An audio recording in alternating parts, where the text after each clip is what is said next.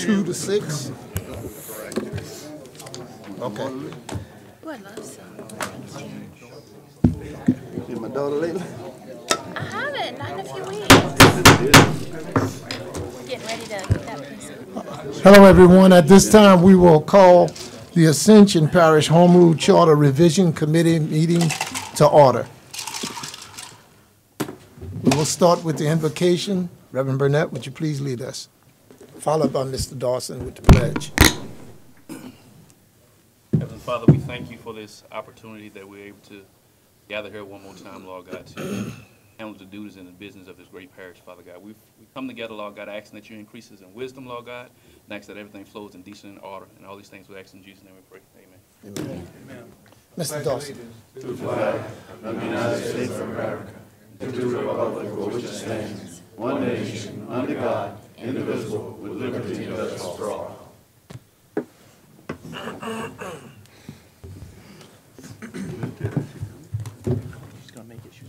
Okay, thank you all very much. At this time, we'll execute the roll call. Mr. Dawson. Here. Mr. Burnett. Here. Mr. Peety. Here. Mr. Trosclair. Here. Mr. Jarrow. Here. Mr. Kazare. Here. Ms. Casso. Mr. Lawler. Present. Mr. Martinez. Here. Ms. Laurent. Here. Mr. Hernandez. Mr. Lambert. Here. 2 absent. Okay, thank you. I did receive, for the record, I did receive communication from Mr. Hernandez that he would not be here today.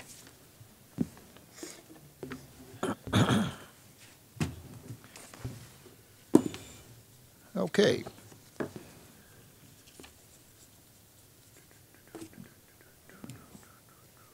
All right, at this time, we'll move to the public comment period.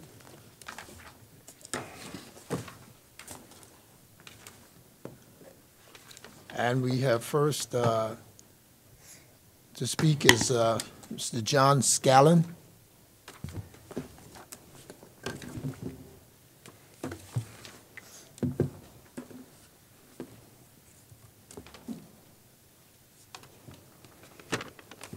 Good afternoon.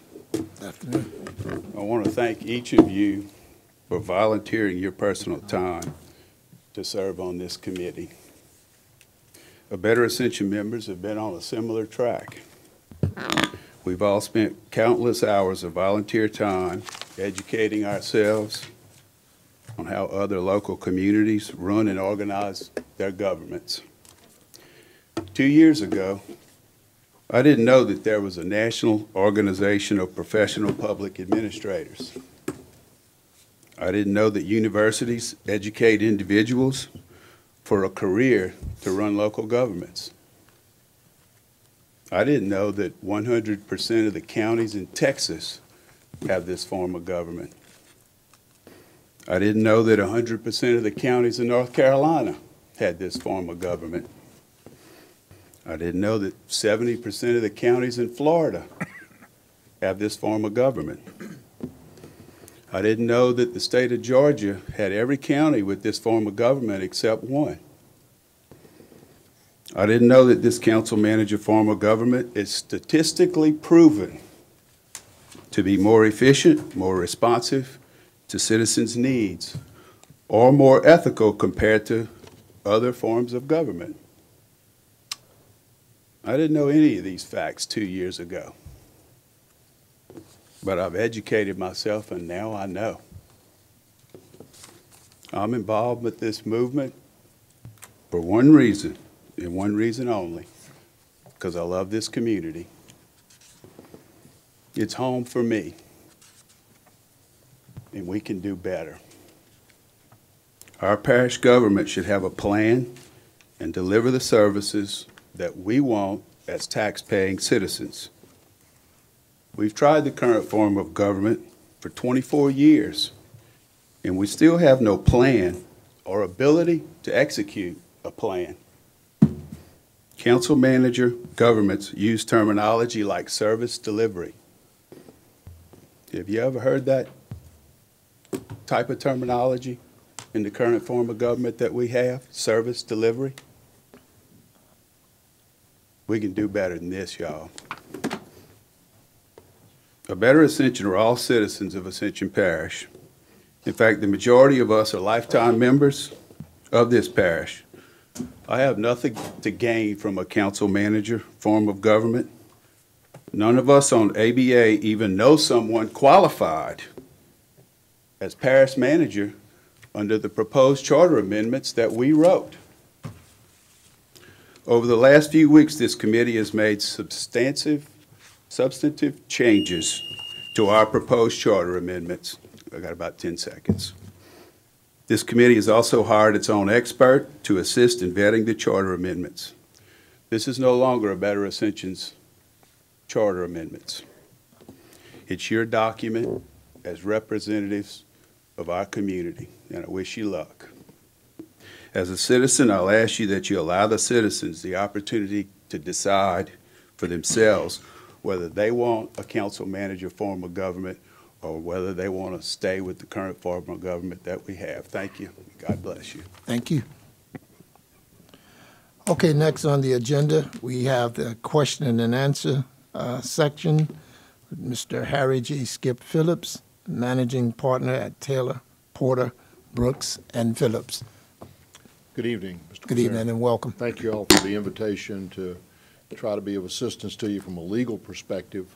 I've had a chance to review some of the materials that Cinnamon and her staff sent me, the revised edition of the parish charter, taking a look at some of the constitutional provisions just to familiarize myself with some of the questions you may have some experience, as you may know, in advising local governments on governance issues. So while I don't really know what your specific questions might be, I stand ready to answer as many of them as I can tonight, and I will respond to you with any questions that we can't answer for you tonight. I don't know if you want to throw the floor open now, Mr. Chairman, to that, or if... We can open it up for discussion between question and answers between the committee members and you.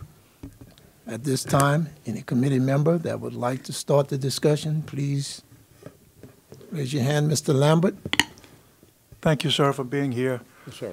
Do you see any problem with a contract being written between for a new parish manager and our local government? I mean, that should not be a big, mind-boggling task. No, sir, Mr. Lambert. In fact, it's probably a recommended good practice. There are other provisions in state law that where a chief executive officer, some senior manager is hired by a political subdivision, and there are specific provisions that deal with employment agreements. Hospital service districts come to mind, public hospitals, where the Board of Commissioners typically will enter into some written agreement.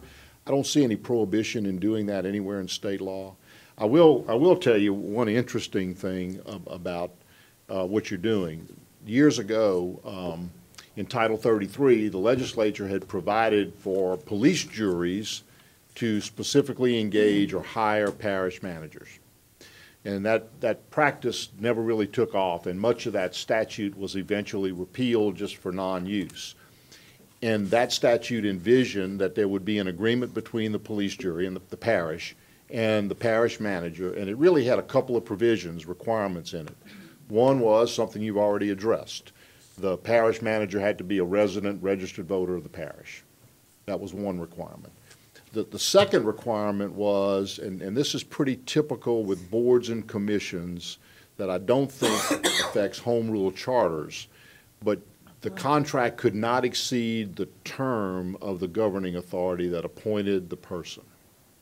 So in a police jury setting, for example, where all of the police jurors would be elected to a 4-year term and run concurrently, you were able to hire a parish manager and enter into a contract, but you couldn't, by contract, bind the next police jurors. So you had a maximum of 4 years. If you hired the parish manager on the day that the police jurors took the oath of office, the maximum length of that manager's contract could be 4 years. So throughout the statutes that deal with political subdivisions of the state, there are typically some restrictions like that. The constitutional provisions that let you adopt a home rule charter don't make any mention of that. And home rule charters are, as you well know, slightly different animals. And so I wouldn't say that the police jury statute applies to you, but it was kind of interesting in the context of you enter into a contract with someone today, and you are binding perhaps the successors to the parish council members who were in office at the time the contract signed to effectively continue the employment of someone they didn't choose. But for you, it seems to me it's just a policy decision. There are some provisions in any contract involving a public servant that you can't employ. For example, you probably wouldn't put a non-compete provision in it. You're a business person, you might want to do that for a key employee. You may have some restrictions on compensation, particularly severance compensation. So if you said, for example, to someone, if you worked for us for 20 years, when you retire, in addition to your retirement benefits, we'll pay you your salary for 2 years. Courts have said that's a donation because you're not getting anything in return, and that's prohibited by the Constitution. But for a home rule charter organization, some of the statutory restrictions that I just described would not apply. Is it a good practice to have the contract? I think so. Are there going to be some restrictions in the contract that you'll have to work through as you negotiate that contract with your parish manager? I think so, but there's no other restrictions on that. Okay, two more little things. All right, first, is it unreasonable to allow a parish manager to work 6 months into the next term? In our original agreement, we had talked about Yes, sir, I saw that. 18 months, but right. 6 months to me would keep from being a complete transition of people.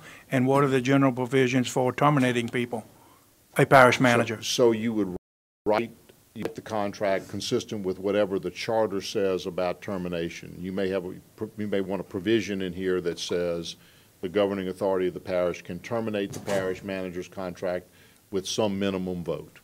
And you may do it for cause or without cause. If you do it for cause, then typically the person who gets terminated really doesn't get the benefit of the remainder of the contract. So if you terminated somebody 2 years into a 4-year contract for cause because performance or they violated some provision of the agreement, then they typically don't have a right to get the rest of the compensation. You terminate them without cause, then typically you would say, we're going to owe you the balance of the money as kind of liquidated damages for just electing not to continue your employment. You can provide for all of that in the contract. Whether or not 6 months or 18 months is a good idea really is not so much a legal decision as it is a policy decision. So you're thinking, well, we want some holdover, some continuity, and there's some value in that. If you were a police jury, you couldn't do it. So it's really kind of a business policy decision, I think, for you, and you have that latitude, I think, because the Constitution gives you more latitude for your home rule charter that you're going to present to the people than you would have if you were simply a police jury laboring under or working under the guidelines of the police jury statutes. I don't know if I answered your question, Mr. Lambert, but But in theory, if the guy wasn't doing his job, he would have been gone anyway, in theory. I would say if the governing authority determined that and had a vote by whatever vote you say ought to be in the, to terminate the manager, then you're right, he would be gone So we anyway. should have gotten rid of him, but we didn't, so he's probably doing a good enough job to earn 6 more months, to keep a little continuity. Well, and think about on the recruiting side, and this is way outside my area of expertise, Right. but if you're trying to recruit somebody and you want to attract quality people, your nominating committee does, what are you going to tell them? You're going to say, well, you can come and be our parish manager, but our contract is going to be for 4 years. I don't know in the parish manager world, in the public administrator world, how that is viewed. I would say Yes, it's sir. probably not uncommon, but it's going to be an issue for you as you try to recruit. Right. 6 months doesn't sound to me like it's terribly long, but that's just my personal opinion. Thank you, sir. Yes, sir. Thank you. Okay, next is Mr. Lawler, and then you yield to Mr. Martinez? I didn't know if we're going in order. Go ahead. Sometimes. Go ahead, Mr. Lawler. Thank Mr. you. Martinez is next. Thank you, Mr. Phillips, for being here. Yes, sir. Thank you. I have a couple questions. I'll try and be brief. Sunset provisions. If we were to place a sunset provision of, say, 10 years on this charter that may be enacted by the people, how would that be affected or impact a contract with a manager that we may or may not have in position? Well, if it's a provision in your charter that says this provision about a parish manager terminates on some date in the future, then you wouldn't be able to validly contract with that person beyond the sunset period, right? You wouldn't have any, your parish charter is like a mini constitution. You would have no further authority granted to the governing authority by the people to employ this person. Now, you could put some exceptions in the sunset unless a majority of the members of the governing authority in office at the time determines otherwise, or you could take it back to the people. But if it sunsets, the authority to have the parish manager, it seems to me, would go away, and whoever was holding that position at the time would no longer be employed.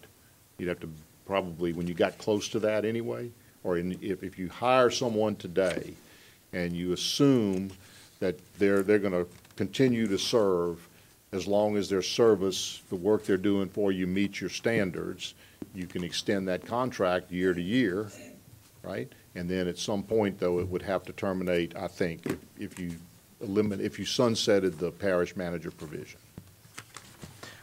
That's really the only question I have that I think is pertinent right now. I'll let everybody else go ahead. Okay. Mr. Martinez. Yes, sir. In these type contracts, do they generally have a cap somewhere, a salary cap?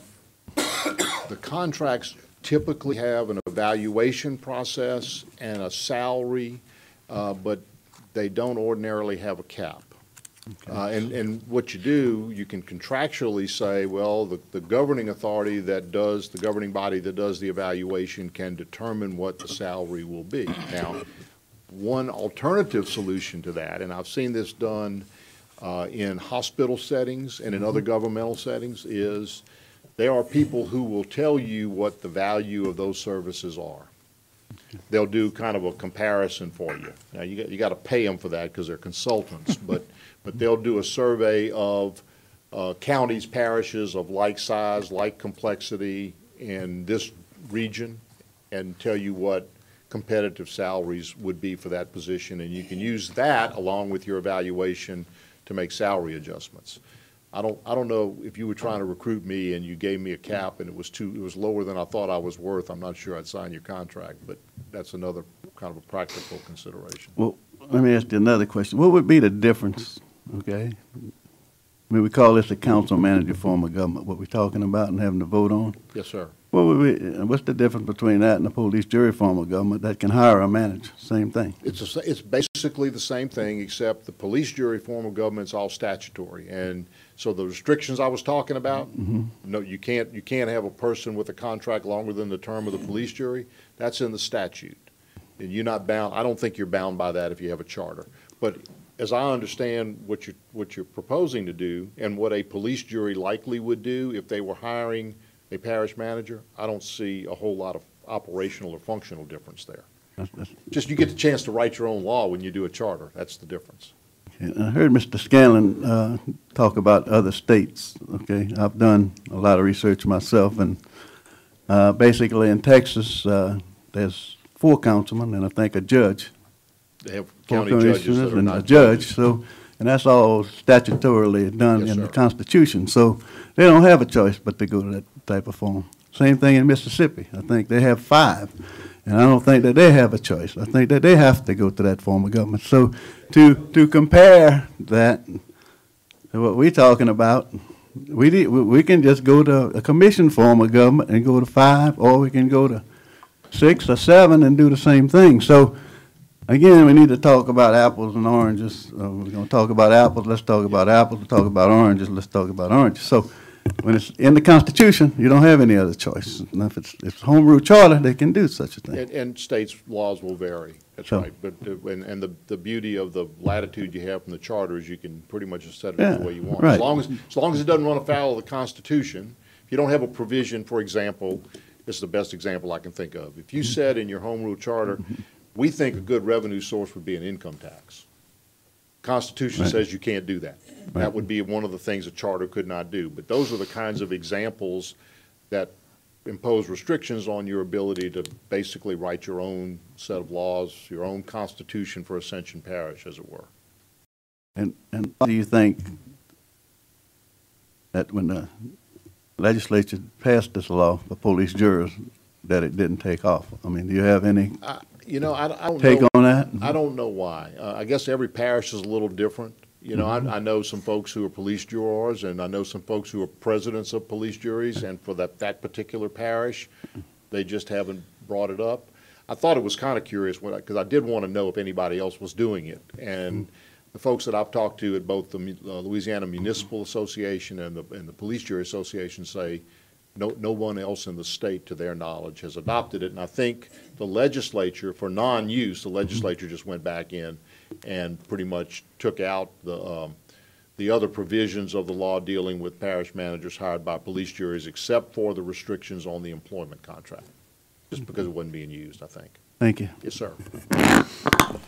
Okay, any other questions? Mr. Dawson?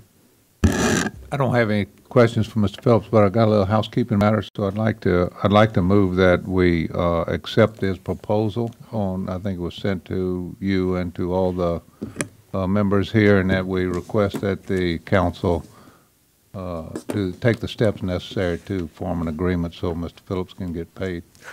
Okay, I was going to do that before we adjourn. Oh. Let's go ahead and do it now. Okay. Okay, it's been motioned Second. and second, Mr. Dawson, Mr. Petey, that we move forward in the recognition of his expert status, as well as the recommendation and suggestion to the parish council for compensation. Any opposition to that motion? Any further discussion? Any opposition? Any opposition? Hearing none, the motion is hereby adopted. Would you please stay around, stick I around, Mr. certainly will. Phillips, in And I'll case? thank you for the opportunity to work with you on this. Is very interesting project, and I'll be around and available to you if you need anything else from me. Thank you, sir. Thank you, Mr. Chairman. Okay. All right, next we'll move into the agenda. Number 5 on the agenda is in particular, dealing with Section 3-07, powers and duties of the parish manager. We have to speak before us this evening, Mr. Troy G.A. Gotro, Sr. Please come forward at this time.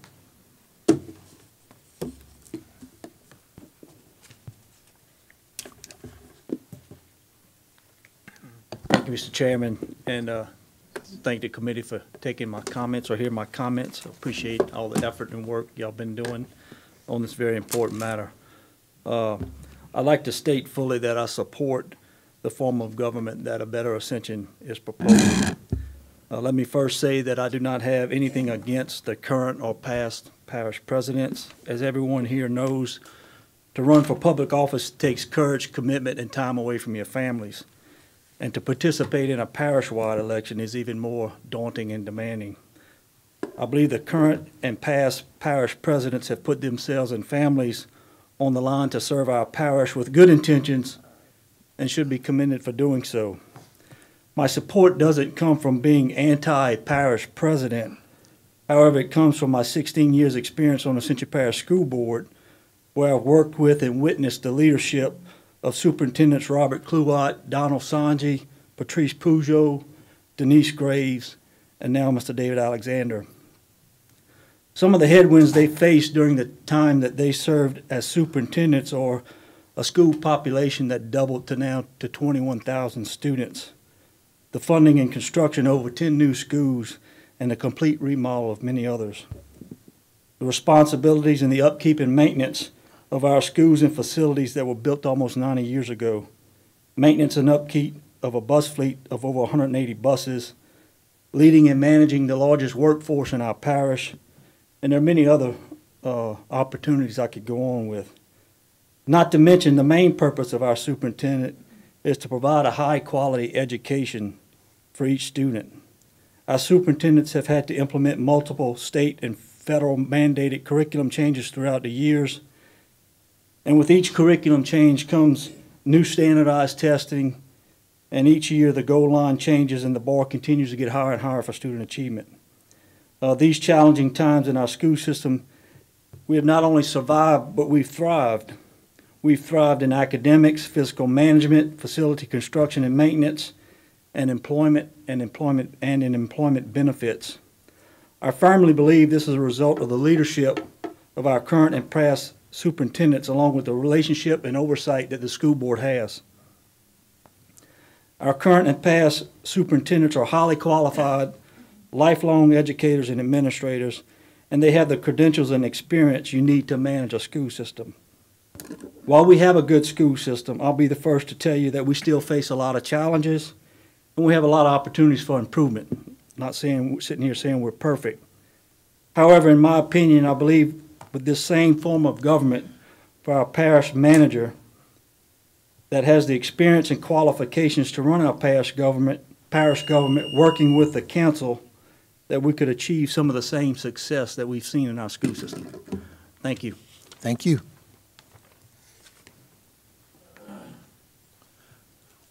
Next, we'll hear from former parish president, Mr. Ronnie Hughes. Good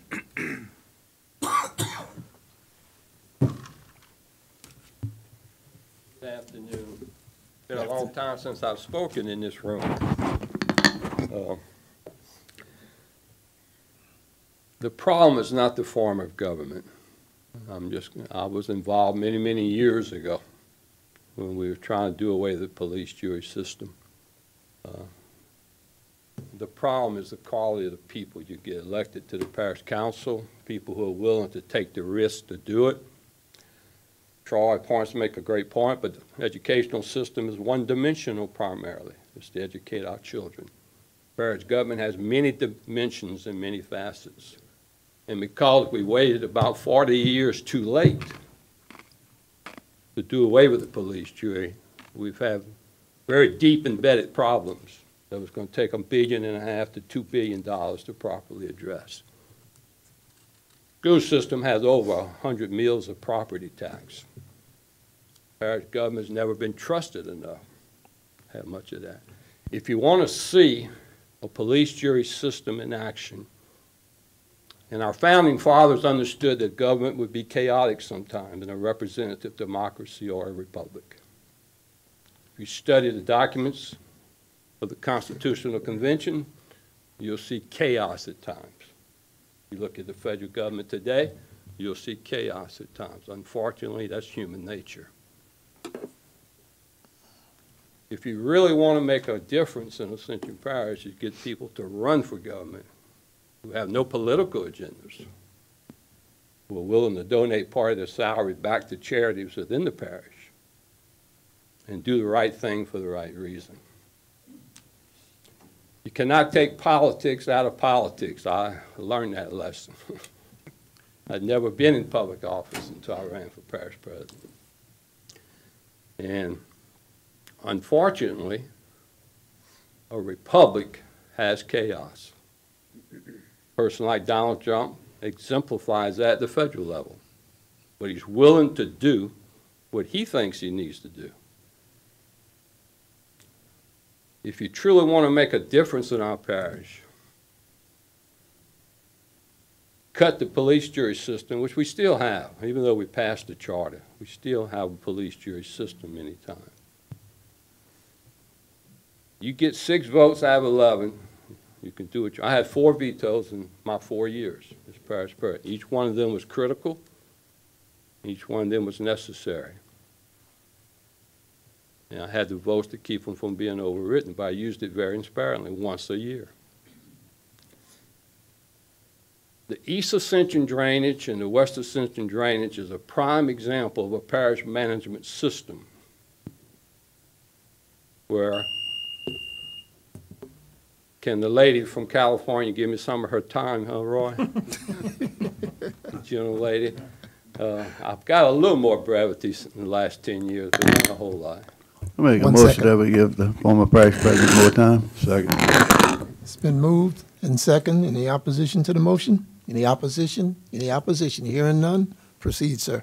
Thank you, sir. Whenever the parish charter was passed, drainage was not put within the jurisdiction of the parish president. So they signed a contract between the drainage district and the parish president to manage this system.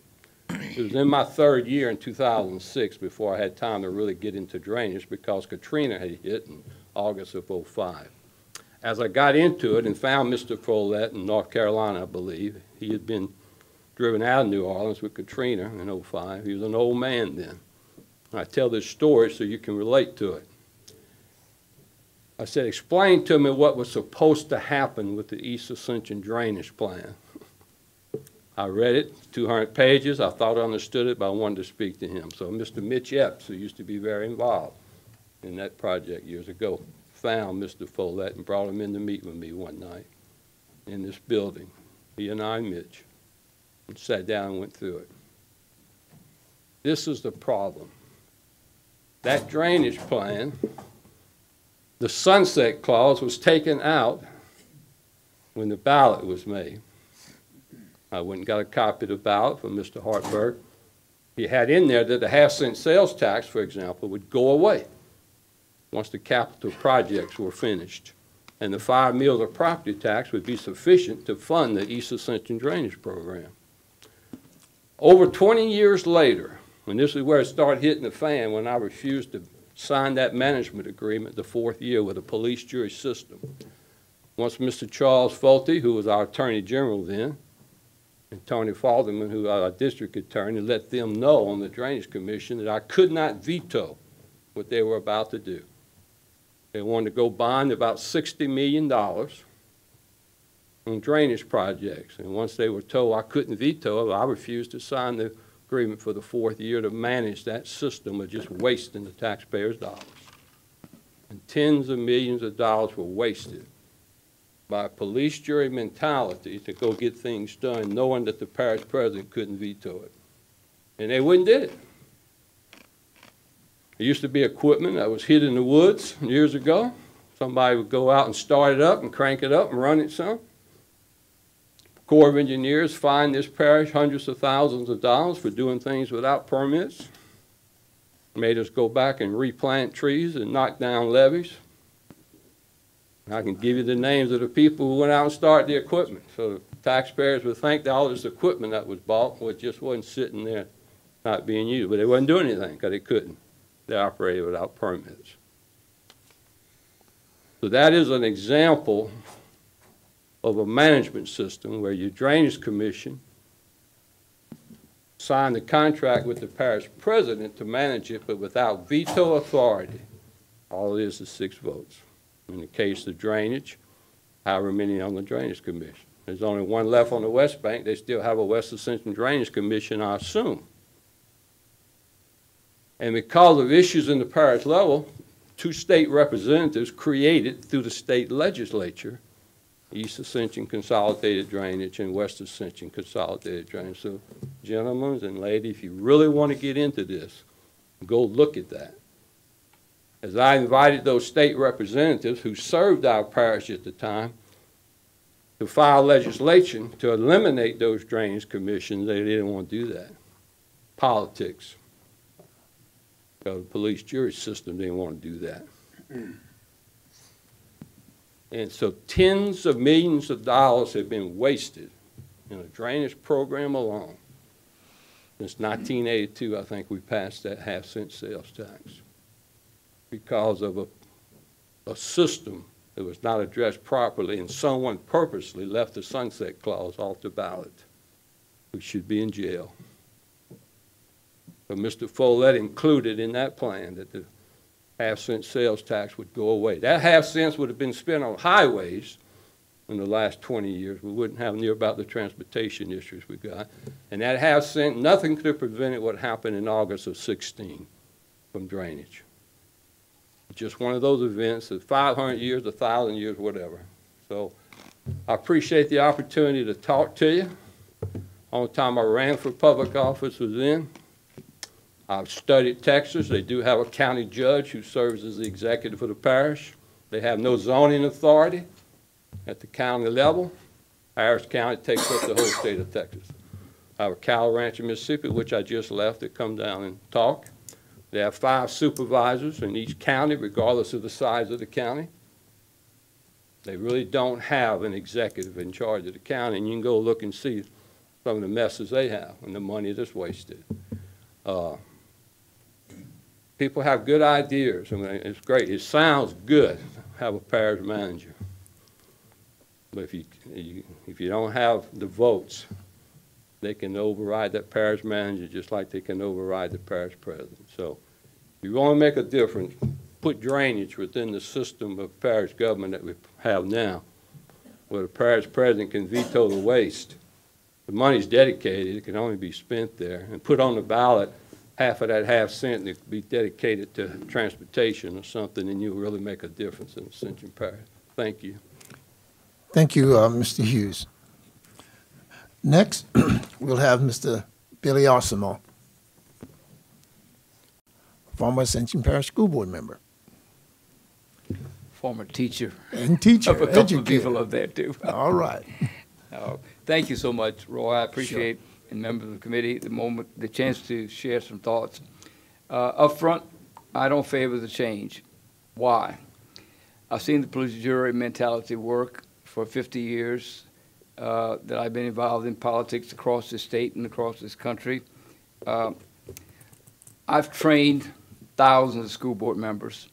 As good as our school board is here, trust me when I tell you, the other 49 states have some really sloppy school boards. What happens is you get a coalition of people who control. You can have that here in Ascension Parish, by the way, even with a parish president system. What I don't want to get involved in as a parish is an opportunity to enhance that to happen. And that's what happened under the old police jury system. The real solution, elect good people. Citizens get involved, look for the right person to represent you. Then your problems go away. Easier said than done, but that's utopia. Here's what happens. Council members, school board members, parish administrators at your level want to become the parish president or the administrator of the parish. I can tell you school board members want to be superintendents so often it's nauseating. They're not superintendents, they're policymakers, and that's what the council is today, a policy-making body. It is not your job to tell the parish manager what to do, or tell the parish president for that matter. You have to work together. So I think the coalition of minimum votes to get things done is a danger in any situation, currently as we have, or as the new form of government would be.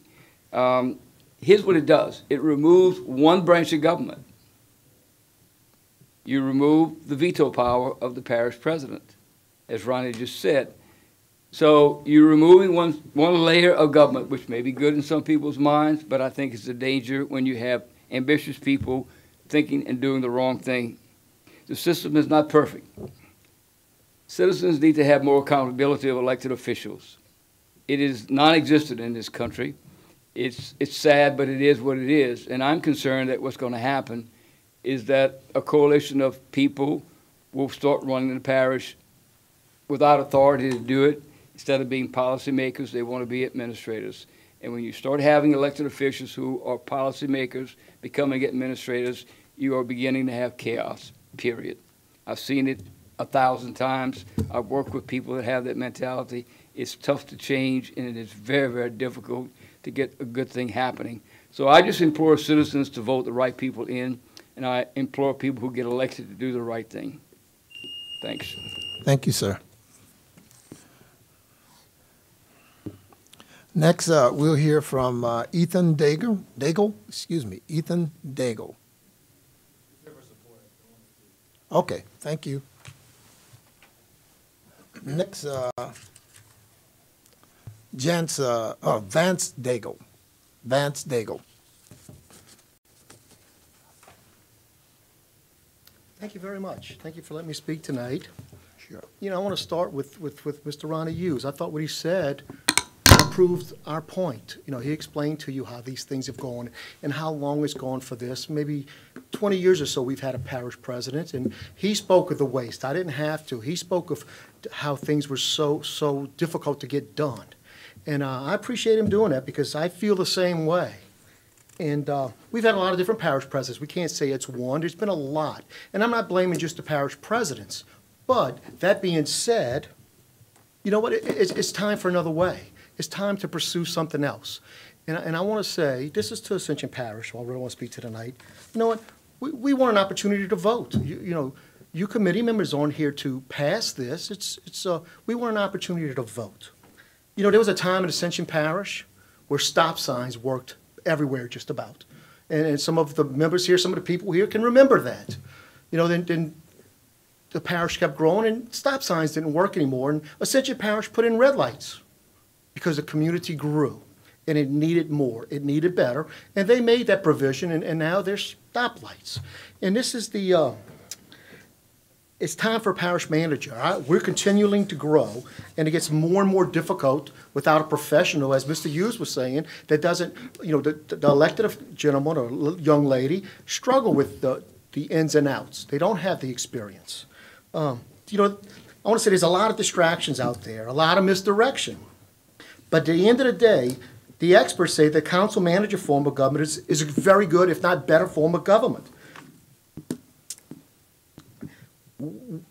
We use no props, we use no cartoons, no personal attacks, no name calling.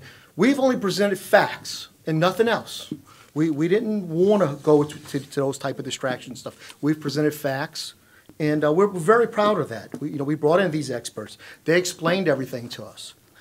But what I want to say lastly, we don't all have to agree, and these very nice people that disagree, they're entitled to that. But you know what? Let's settle this at the ballot box, and this is where I struggle. I don't understand why some people don't want us to vote for it. All I want is an opportunity to vote. You know, that's the beauty of democracy. You know, I have a right to push for a parish manager, and they have a right to push against it. But we should settle it at ballot box. You know, that's what I'm asking from the council. You guys aren't implementing this form of government. You're recommending that it goes to the ballot box. Let the people decide. That's what we need. We need to know that whatever form of government we choose, it will be the people's choice at the ballot box. It's nobody else's choice. We all have a difference of opinion, but once we vote on it, it's no longer an opinion. It's the will of the people, and we want to see it go to the ballot box till we know what the will of the people is. Thank you very much for letting me speak tonight, and thank you very much for the hard job that I know you guys are doing. Thank you, God Mr. bless. Daigle. Next, Mr. Jamie Bourgeois. Jamie Bourgeois.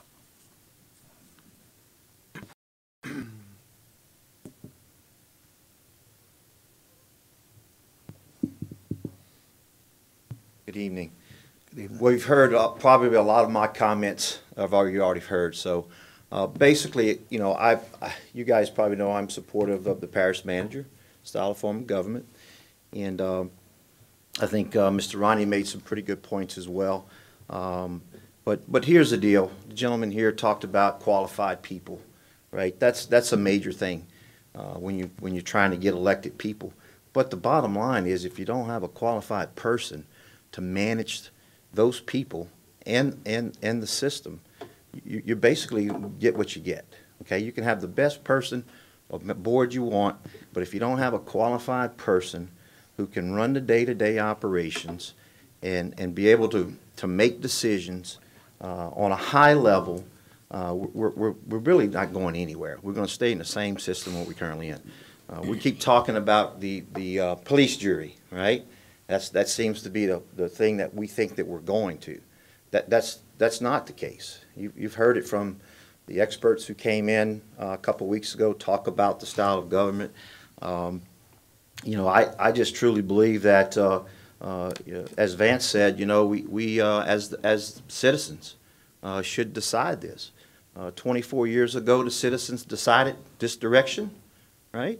So why not give us an opportunity to decide the next 24 years or the next 40 years or the next 50 years how we want our parish to be run? I look at today and think about my children. What's going to be here in 25 years when they get to my age? When they have children, can they live in this parish? Can we buy property? Can we buy housing? Can they get around town? Do they want to live here? Now, I think they do, but at this current rate, they're old enough now to start making decisions where, hey, we may not want to take on this. And I think it's an opportunity for us to put all the politics aside. We have people, as Vance said, who oppose it. Some of them have something to gain over it, and they've already announced that. I think John made it clear. No one from Better Ascension has anything to gain from this. We're citizens too. Whether they're business owners, whether they're workers, they are citizens. And this is what it's boiling down to, us being citizens and allowing us to take this to the ballot, let our people decide it. They decided 24 years ago. I think it's time for us to decide again how we want our form of government. Thank you very much. Thank you, sir. Next, we'll hear from Mr. Marty Martin. Marty Martin.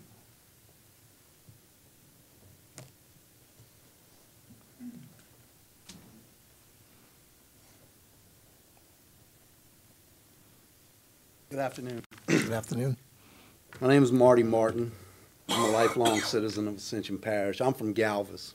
If you're from there, you're from Galvez. If you moved there, you're from Galvez. I'm speaking today to appeal to you all to uphold the experience and education qualifications for the parish manager position. I've listened to the opposition of the parish manager say an outsider wouldn't know our problems as well as we do. Education doesn't matter. Well, knowing there's a problem doesn't qualify you to fix that problem. Everywhere in our day-to-day lives, we expect people to have specific training and experience to carry out the duties of their jobs. Lawyers, mechanics, doctors. Hospital boards don't rush to appoint their best doctor as their CEO. Doesn't happen. Most of them couldn't do the job. Would the board of directors at the Baton Rouge Country Club let the best golfer or tennis instructor run their day-to-day operations for the next 4 years? Probably wouldn't happen. They wouldn't even let a club member who runs a successful business try to do that. Now I'm hearing that the person in this position would not be required to have experience or education that prepares them to run productive meetings, systematically prioritize projects, create budgets, or even understand the legal ramifications of the parish's actions. These are all things these postgraduate programs, they provide for you. But department heads should have qualifications and experience, and now even education. And in my opinion, this without a doubt will create autonomous departments with people with agendas. No leadership. Who else remembers when parks got built, ditches got cleared, and roads got graded at the pleasure of a few because there was no oversight? There was none. People, they just did what they wanted. I remember, and it was because no one answered to an experienced, qualified leader. And I believe that this weakening or watering down of your chief executive is exactly what that'll do. Please don't squander this opportunity to help Ascension Parish stand out as an example of professional leadership. Set real requirements, and let's reap some real benefits from this thing. With all due respect to past and current officials, we've grown to a point where we cannot have our cake and eat it too. As much as I would love for our chief executive to have attended school in and even pronounce it Galvez, I don't think being registered to vote and having run your family's business well, or even proven yourself as in your respective industry, qualifies you to do this job anymore. It's too big for that. And if it did, universities wouldn't dedicate pages of their catalogs and classes preparing qualified, effective leaders. If it matters in our everyday lives, why doesn't it matter in our local government? Thank you. Thank you, Mr. Martin. Next, we'll hear from Ms. Kim Christie.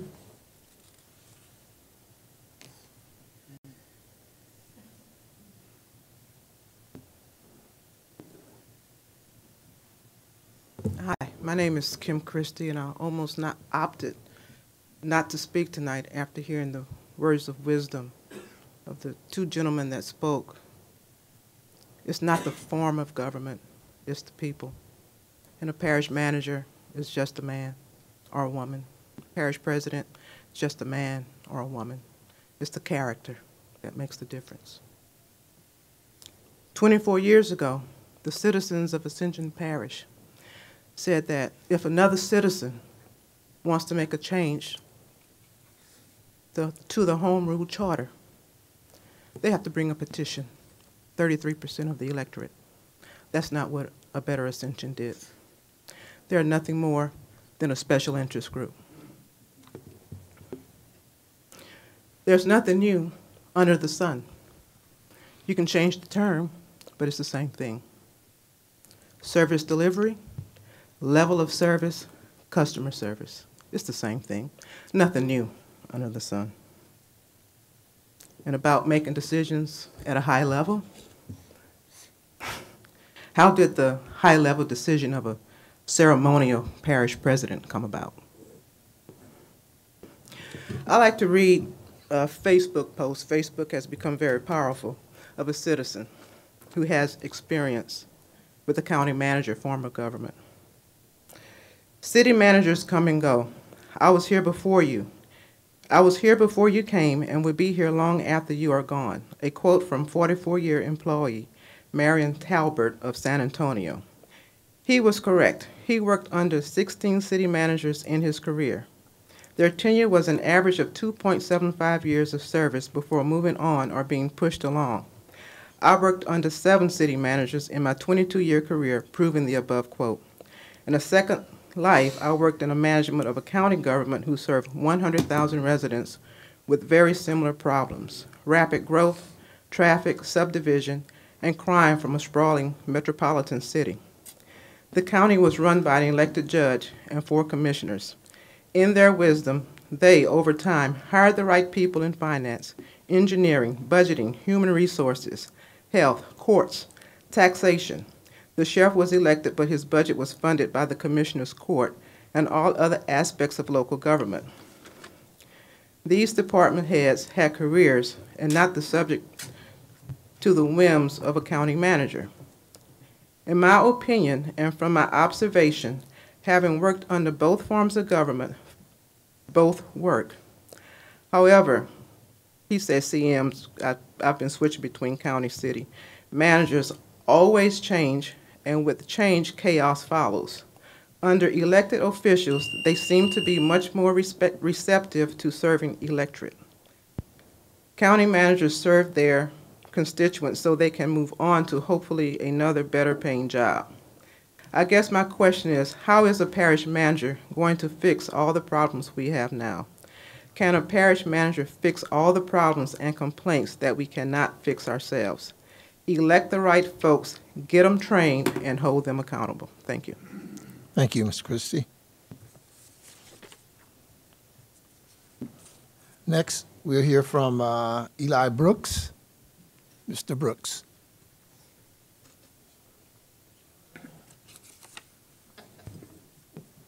How y'all wonderful people doing tonight? You know, we hear all this about education. Well, we do have a great education system here in the parish, but it takes tax dollars to fund that education.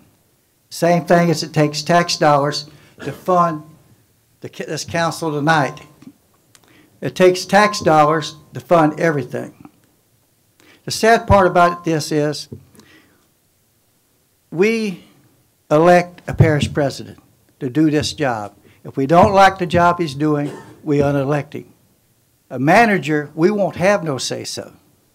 Only ones that have the say-so are all these smart council people that's sitting up here.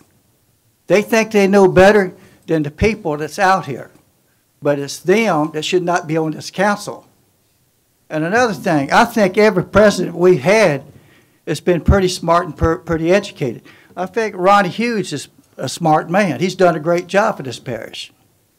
And you take Harold Marshon's done a great job.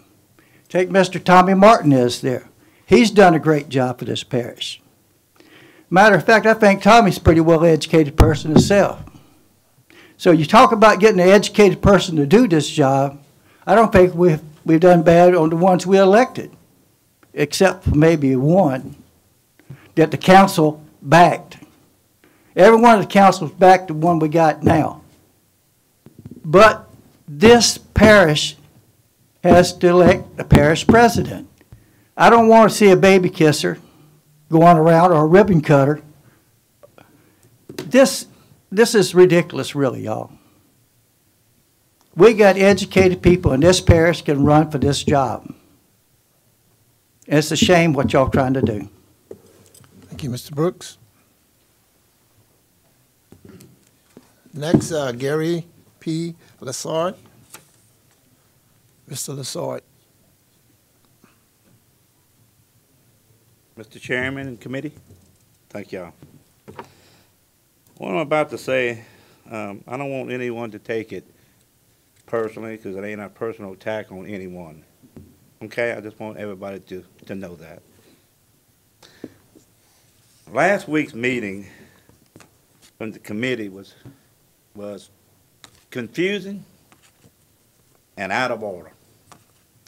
It was pretty sad to hear it. If this revision committee is what we have to advise us on the changes of the Home Rule Charter, God help us. The way last week's meeting ended with the motions, with several motions, and I didn't keep up because there was so much back talk on everything.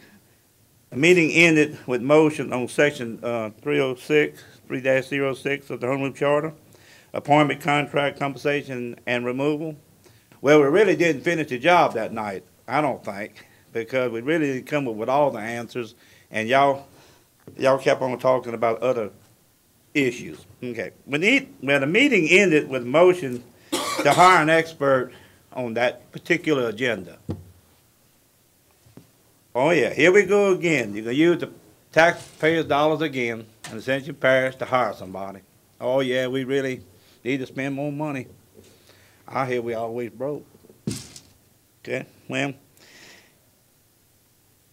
you mean also a motion to do away with the parish president as a ceremonial leader? Okay, was that in stone? I don't know if that was in stone or not. Okay, but to keep the manager form of government, y'all kept that in there. Okay, proposed by ABA, all right, which is unacceptable to a lot of people in Ascension Parish. This state and this parish has been a real political state and parish for a lot of years. A lot of people were voted in and out, and some served as well, some didn't. But I'm going to tell you something different about elections and a parish manager that I think. You have a lot more voices speaking for a parish president than you do a parish manager. A lot of people don't even understand what a parish manager is, but they do know what a parish president is. And like Mr. Eli said, you had Harold, you had Tommy, you had Hughes, and you have Kenny now. They're elected by the people to do their job, and they do the best they can, and it's very hard. It's not an easy job. It's not. But I appreciate that I had the opportunity to elect that person, and he became my leader, and I expected a lot from him, maybe more than what he could give me. But hey, I did respect. I never did go out there on a campaign trail and knock a candidate that's trying to do better for Ascension Parish. Now, Mr. Martinez, may I ask you a question? I don't know if it's a question or... Okay. As I recall... Whoa. This is for the committee, though. This is for the committee. It's something he said in the committee. Sure. Well, it was to do away with the nomination committee. Okay? Remember you said a motion on that? Okay. Another motion was mentioned to let 3 qualified people, candidates, to be a parish manager, to go straight to the council for vetting and to be appointed. Wasn't that mentioned with y'all? Well, who chooses these experts to pick this candidate anyway? And another thing, who certifies the expert? I mean, a lot of research got to be done in that. What research firm would y'all use? I mean, they got a lot of people out there say they're good, but that don't mean they can do it. Okay? Just like politics. A paid expert can have an opinion based on what he is told. So, when a parish manager is chosen, which 6 councilmen, I want this committee, which 6 councilmen would appoint him? Okay? Remember, 3 sit on this committee. And they could convince the other councilmen to support the manager's position.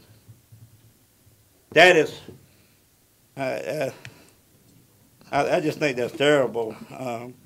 Let's begin to wrap. I think that's contracts of interest. I don't care.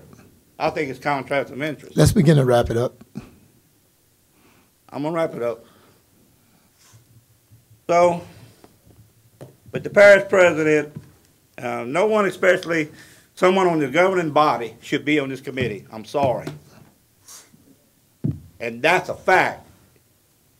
And it says, my recommendation to this committee is to drop this stupid ABA proposal because there's not enough facts, not enough information for the people to even put it on a ballot. If we put this, and we put the right parish president and the right council, I think the citizens of Ascension, we would avail. We would. And I thank y'all for listening. Thank you. Thank you, sir. Next, we'll hear from Colin Daigle. Colin Daigle. Good afternoon. Afternoon. Our great nation is predicated on the assertion that it's run by the people, for the people.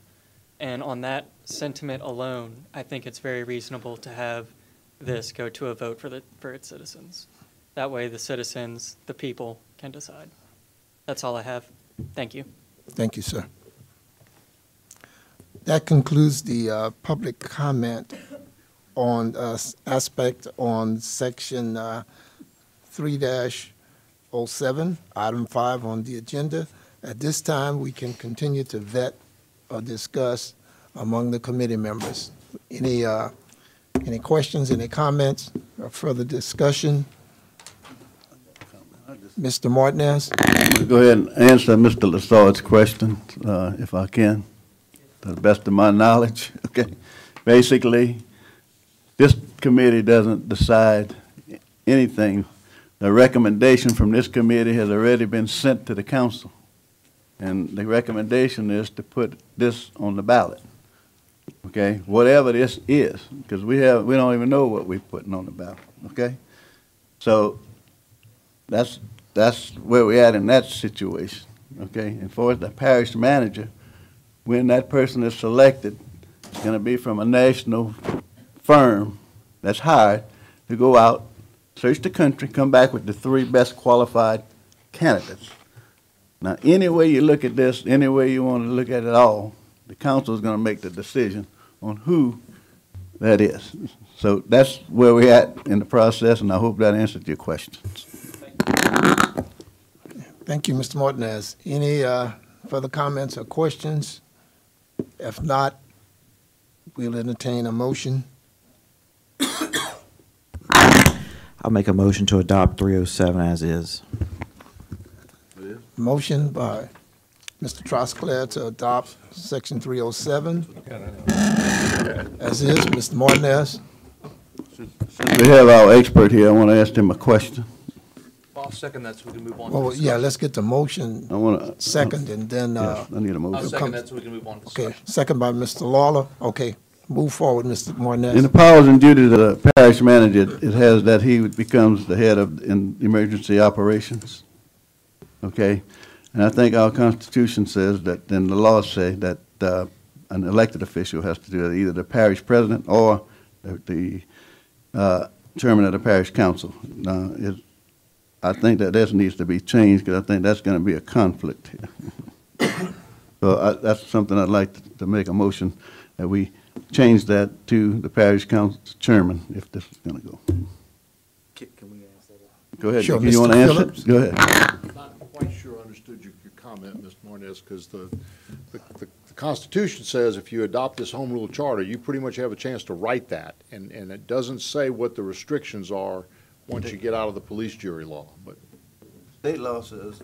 Put your mic down, Mr. Martinez. State law says you can't be more stricter than the parish, than the state government, or you have to adapt for emergency purposes, emergency management purposes. I'd like you to maybe check that and I will. get back And to so it. I just- mean, And just to make sure I understand, it's a question about what the qualifications or the responsibilities of the parish manager? would parish be? manager in this section says that he would become the head in the event of an emergency, Okay. would become the head of OEP. Right. I Okay, saw that, basically, okay? I don't know if that's right. I don't know if that can be done under state law. I think under state law, has to be an elected official. I will check that. I don't know the answer If, to it right off if the top of not, my you head. can leave it there, but I'd rather be safe and vote and say that I'd rather have the chairman of the council actually take over, and he can instruct, or the council can instruct the parish manager on what to do, but I think you couldn't come into a conflict there. Okay, sure. I don't know the answer to that question specifically, but I certainly will check and respond to you. Thank you, Mr. Phillips. Okay, let's go back to the original motion. Was to adopt section 3-07, and moved and second, with the assertion that pending research, the research of the council, of the counselor, to then come back to this committee to report his findings. How long do you think that's going to take? I should be able to get you an answer in the next day or so. Okay, thank you. Okay, is that suitable with the, to the committee? If so, any further discussion? Any opposition? Any opposition? No opposition. The motion is hereby carried. Next on the agenda is item number 6. In particular, section 3-08, prohibition of political activity. We don't have any comments coming forward from the public. So at this time, the floor is open for discussion among the committee members. Move we accept as is. Moved by Mr. Jarrell, Second that. second by Mr. Trosclair to to move on it as is. Any opposition of the motion? Any opposition? Hearing no opposition, the motion is hereby carried. Next on the agenda, and we'll go back to public comment, is item number 7, in particular, section 3-09, participation at governing authority meetings. Ms. Kim Christie. She yields on this comment. At this time, the floor is open for I move we discussion. adopt as is. Okay, it's moved by Mr. Dawson, Second. second by Mr. Trosclair. Burnett. Oh, Mr. Burnett, I'm sorry. I'm sorry. Get them confused. No. I don't see color. I just did. I'm sorry. Okay, it's been moved in second. Any opposition to the motion? Any opposition? Hearing none, the motion is hereby carried. Next on the. Mr. Quasar. Yes, Mr. Lambert. Previously, we have read all of them. You have read them. I think we ought to do that. Even, okay. Even in the spite of time and whatever. It doesn't matter. We need to vet this thing like we're supposed to. It doesn't matter. We were just moving. I mean, But, is that everybody else is? If that's the will of the committee, I don't have a problem reading them. 310. Page 5. Page 10? 310. I know that puts you on the spot, but. No, no, that's okay. Page 5.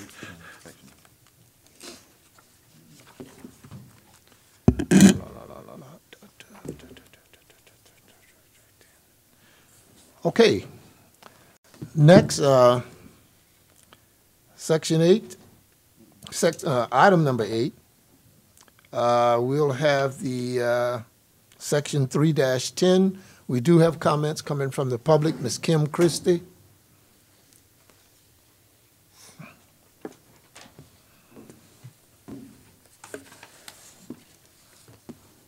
Hi, my name is Kim Christie, and I just have a few comments. I have a couple of slides I'd like to show. But basically, I'm still concerned about this ability of the parish manager to fraternize with the business organizations. Can you see the parish manager being voted for a kolache party and being influenced? This is the ICMA Code of Ethics, and under influence, members should conduct their professional and personal affairs in a manner that demonstrates that they cannot be improperly influenced in the performance of their official duties. So why is this important? There has to be an opportunity for connection. It has to feel organic. And if there's ever a question, then the kolache party throwers can say, hey, it's in the charter. You're good. And then I'd like to show this one. We've seen it before also. It talks about the 501c4, where people are paying money to be a part of something, and they're going to expect a return on investment. And I'd like to share a personal story. In my former life, I traveled the country recruiting the best and the brightest. I was on a panel of 3 interviewers. And ultimately, as I was traveling doing my job, I may be working a case, attending a training. Someone said, hey, remember me? You were on my panel. And in that moment, they were vulnerable. I could have asked them for anything, because they saw me as the doorway that led them to the job of their dreams. That's why this is important. I think it needs to be changed. Thank you. Thank you. Okay, next I'll read the Section 3-10 entitled Other Prohibitions. Sector A, the parish manager shall be a full-time official, shall devote his full efforts to the position of parish manager, and shall hold no elected public office. B, nothing in this section shall prohibit the parish manager from participating as a member in a civic or professional organization or from service in a state-appointed office, so long as such appointment does not present a violation of the Louisiana dual office holding law. However, the parish manager shall not serve as an officer of a civic organization. That's the 2 sections within Section -310, other prohibitions. What's the pleasure of the committee at this time? I move to leave as is. Motion by Mr. Burnett. I second that. Second by Mr. Trosclair. Any opposition to the motion? Any opposition? Hearing none, we do have some discussion. First, Okay, we're going to discuss? Yes. If you have Okay. any questions or discussion, Mr. Lambert, then we'll come to Mr. Lawler.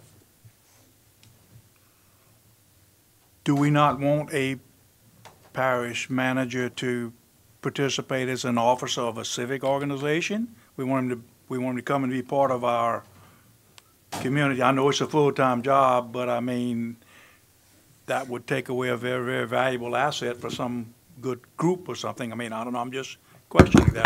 I don't think that's unrealistic for him to be able to be a member of a civic organization, or also a civic organization.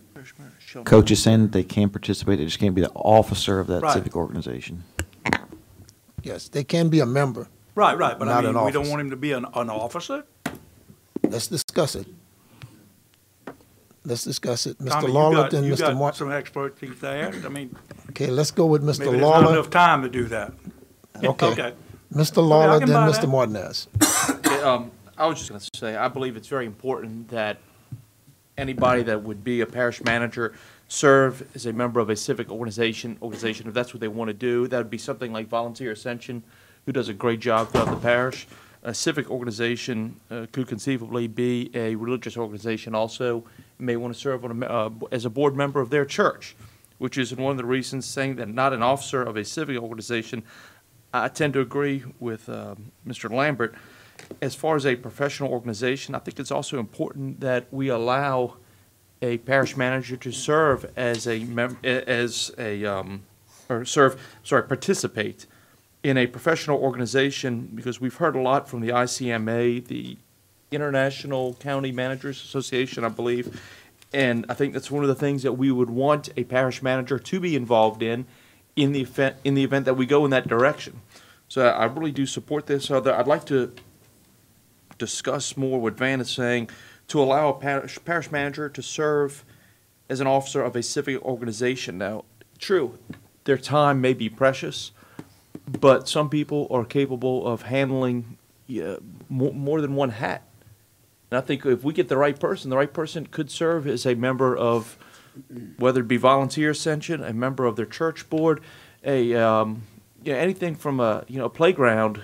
Growing up, we had booster clubs at our playgrounds, and if you want to be involved with that local booster club, you could be a member of that. It didn't take a lot of time, but it was a really good thing for somebody to do, to get to know your community, to know the young people in your community.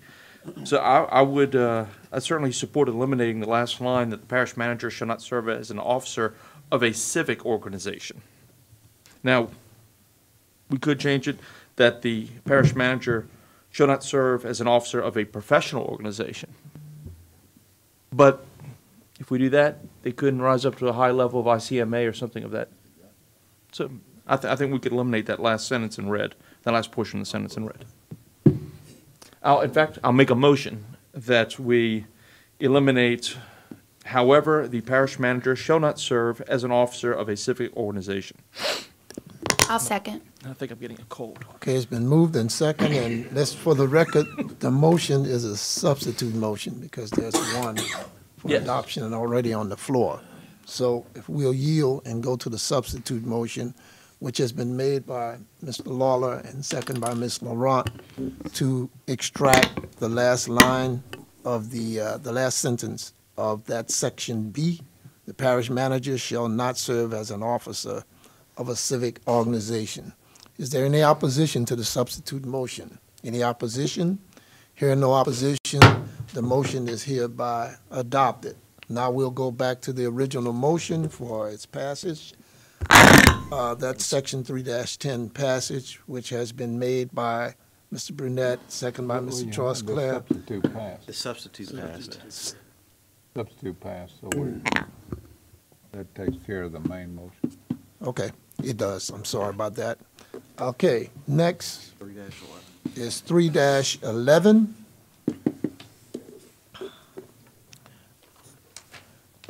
Which deals with the subject matter of vacancies. Okay, 3 sections. A, the office of parish manager shall become vacant upon death, resignation, termination, or forfeiture of office.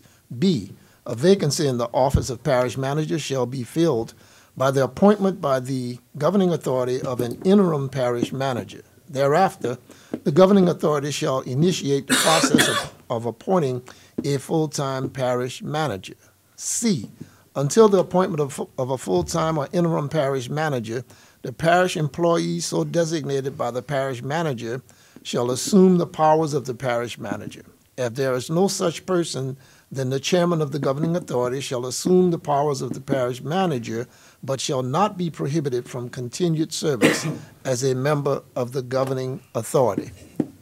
What's your pleasure, Mr. P.T.? Question. Question?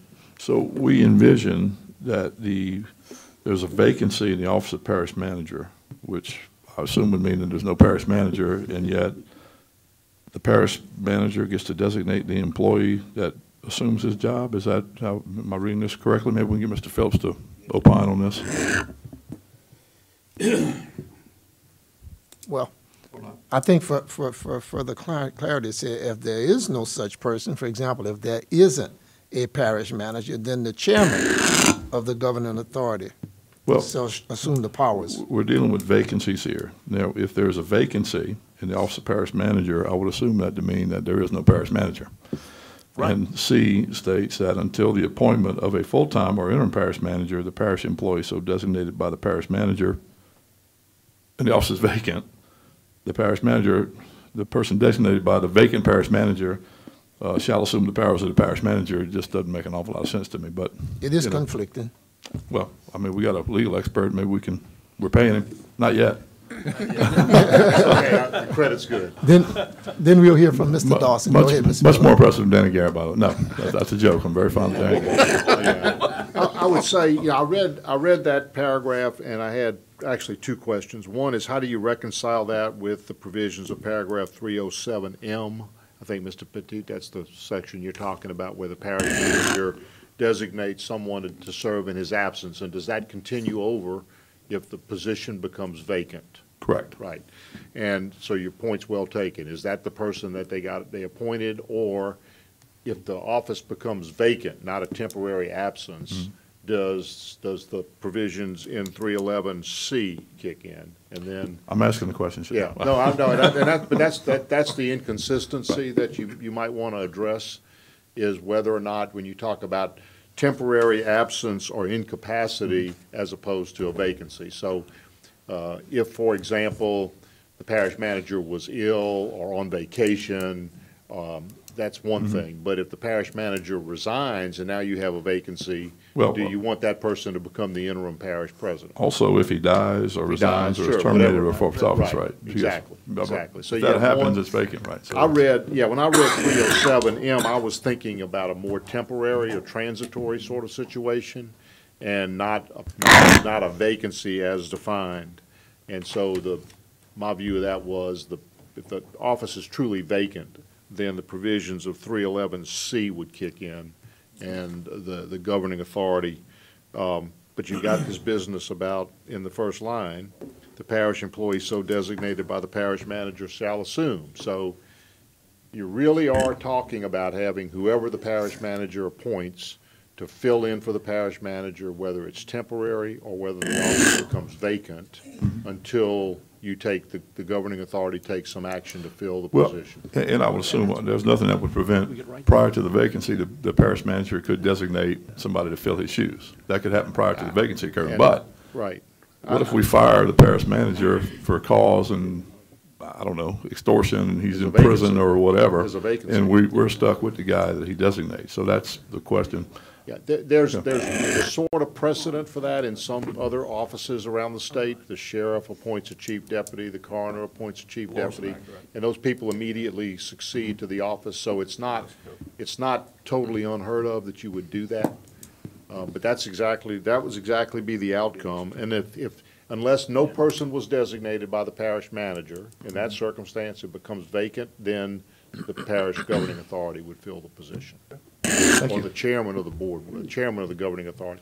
Is that, I mean, I have a question about who that would be. Who's the chairman of the governing authority? As do I. Is that the parish president? I hope so. See, because that was just a little bit unclear, and maybe we have to do some wordsmithing there unless the governing authority, if the parish council is going to elect a chairman who is not the parish president, then you're okay here. If the parish president is the chair of the governing authority, the council, then you ought to say parish president in 311C.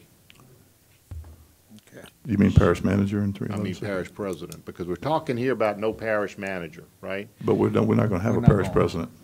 Well, you are going to have, Well, so it's up to me. I move we accept it and send it to the council as written.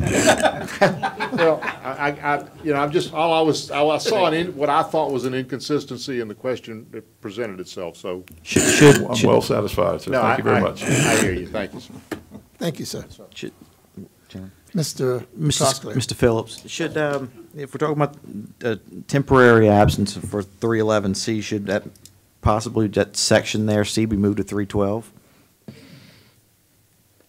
Or rewritten in another way? But it seems like 311C should be moved to 312 almost. Yeah, you've got several different circumstances that you're addressing in 311. You've got a vacancy. You've got an absent from the parish for more than 10 consecutive days. If it extends to more than 60 consecutive days, the office is vacant. I mean, you can define that any way you want, but there's some potential inconsistency. But specifically section C. Because we're having a discussion that the outgoing guy can name his appointment. Right, so you and- want to qualify that We want by to qualify it only in a temporary Yeah, you vacancy. can certainly do that. I mean, but that would be, you move it to section 312 to address temporary. Would that be your suggestion? It would be a way to clarify the difference between vacancy and temporary vacancy. Okay, sounds good. Mr. Dawson, then Mr. Burnett. Well, it already references 311 in 312. So the B and. It does. Yeah. Also, and I kind of, I agree with that there's an issue here that we're talking about a vacancy, and when the vacancy occurs, and as Mr. Petey said, this might be for some adverse reason, and this person has appointed somebody to be his successor in this case. I'm not sure that's such a great idea, but but the only solution I see would be just to strike that portion of the paragraph, that sentence, that reference there, and then you just make it go to the chairman of the council again. What is it saying to? Yeah, chairman of the council. So if you struck the first line in paragraph C, the first sentence in paragraph C, excuse me, you would remove the potential situation you just I would described, say, Mr. I would rather see the governing authority appoint somebody, even if it's an interim basis, than, the chairman of the governing authority is not necessarily somebody that has the time for this. They're not all retired like me, wait. Okay. Well, we got, They're not all whoa. retired and lazy like You me. good? Okay. All right, Mr. Jarrow. So what are we saying? We just strike C? I would say I would recommend that if there's no such person, then the governing authority shall appoint someone. Oh, okay. So you'd basically rewrite paragraph C to just say, upon the occurrence of a vacancy, and it says that in B, a vacancy in the office of parish manager shall be filled by the appointment by the governing authority of an interim parish manager. Well, there you go. So you could leave out paragraph C and then Yeah, worry okay. about the temporary absence in paragraph section 312. Okay, Mr. P.T. Yeah, and if we're going to do that, strike all of C, then it would leave it up to the governing authority to appoint an interim parish manager. Do we want to, there was some talk about this when we were addressing the parish president's sections, correspondence sections. Or are we looking at giving a pool of applicants, or that, a existing CAO or a department head, or it can be anybody that the governing authority could then appoint to an interim parish manager out of, do we want to put any restrictions on that, or who that person could be, that eventual appointee could be or should be? I don't know. That's just, or it can be anybody.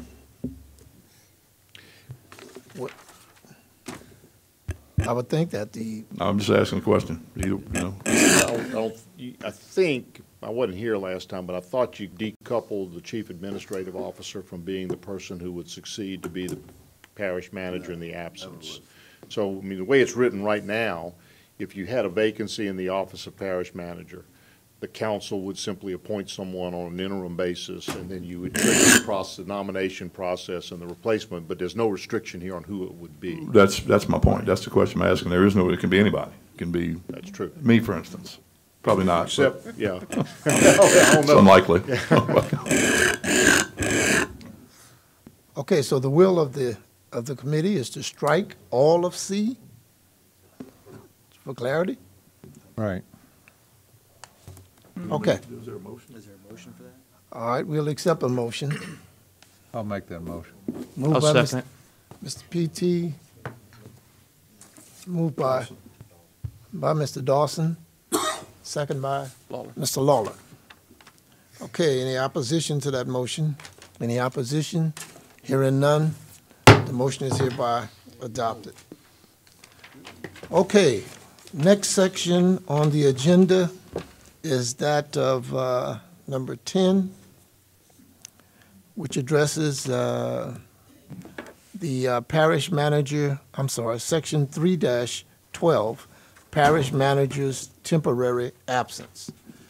Okay, it has two areas. A, when the parish manager expects to be absent from the parish for more than 7 consecutive days, the parish manager shall notify the chairman of the governing authority in writing of the expected duration of the absence. The powers and duties of the office shall be exercised by the parish manager's designee.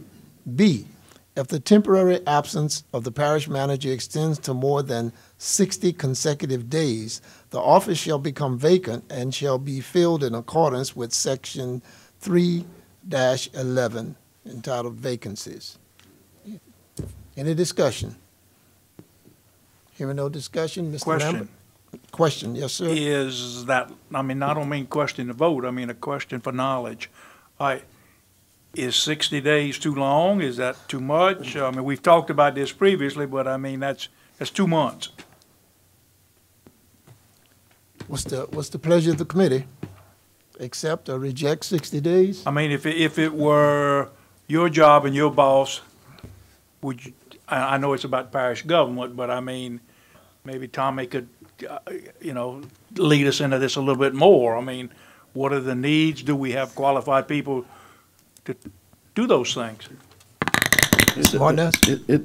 I would think it would depend on what those 60 days consist of. I mean, if this guy's got some kind of operation that he's got to go, and he's got 6 weeks that recovery time, and it may take a little longer, and he ends up being 60 days, and then you get rid of him because of that. I mean, it just depends on the circumstances. So it may be temporary, or extends to more than 60 consecutive non-medical days, or something to that effect.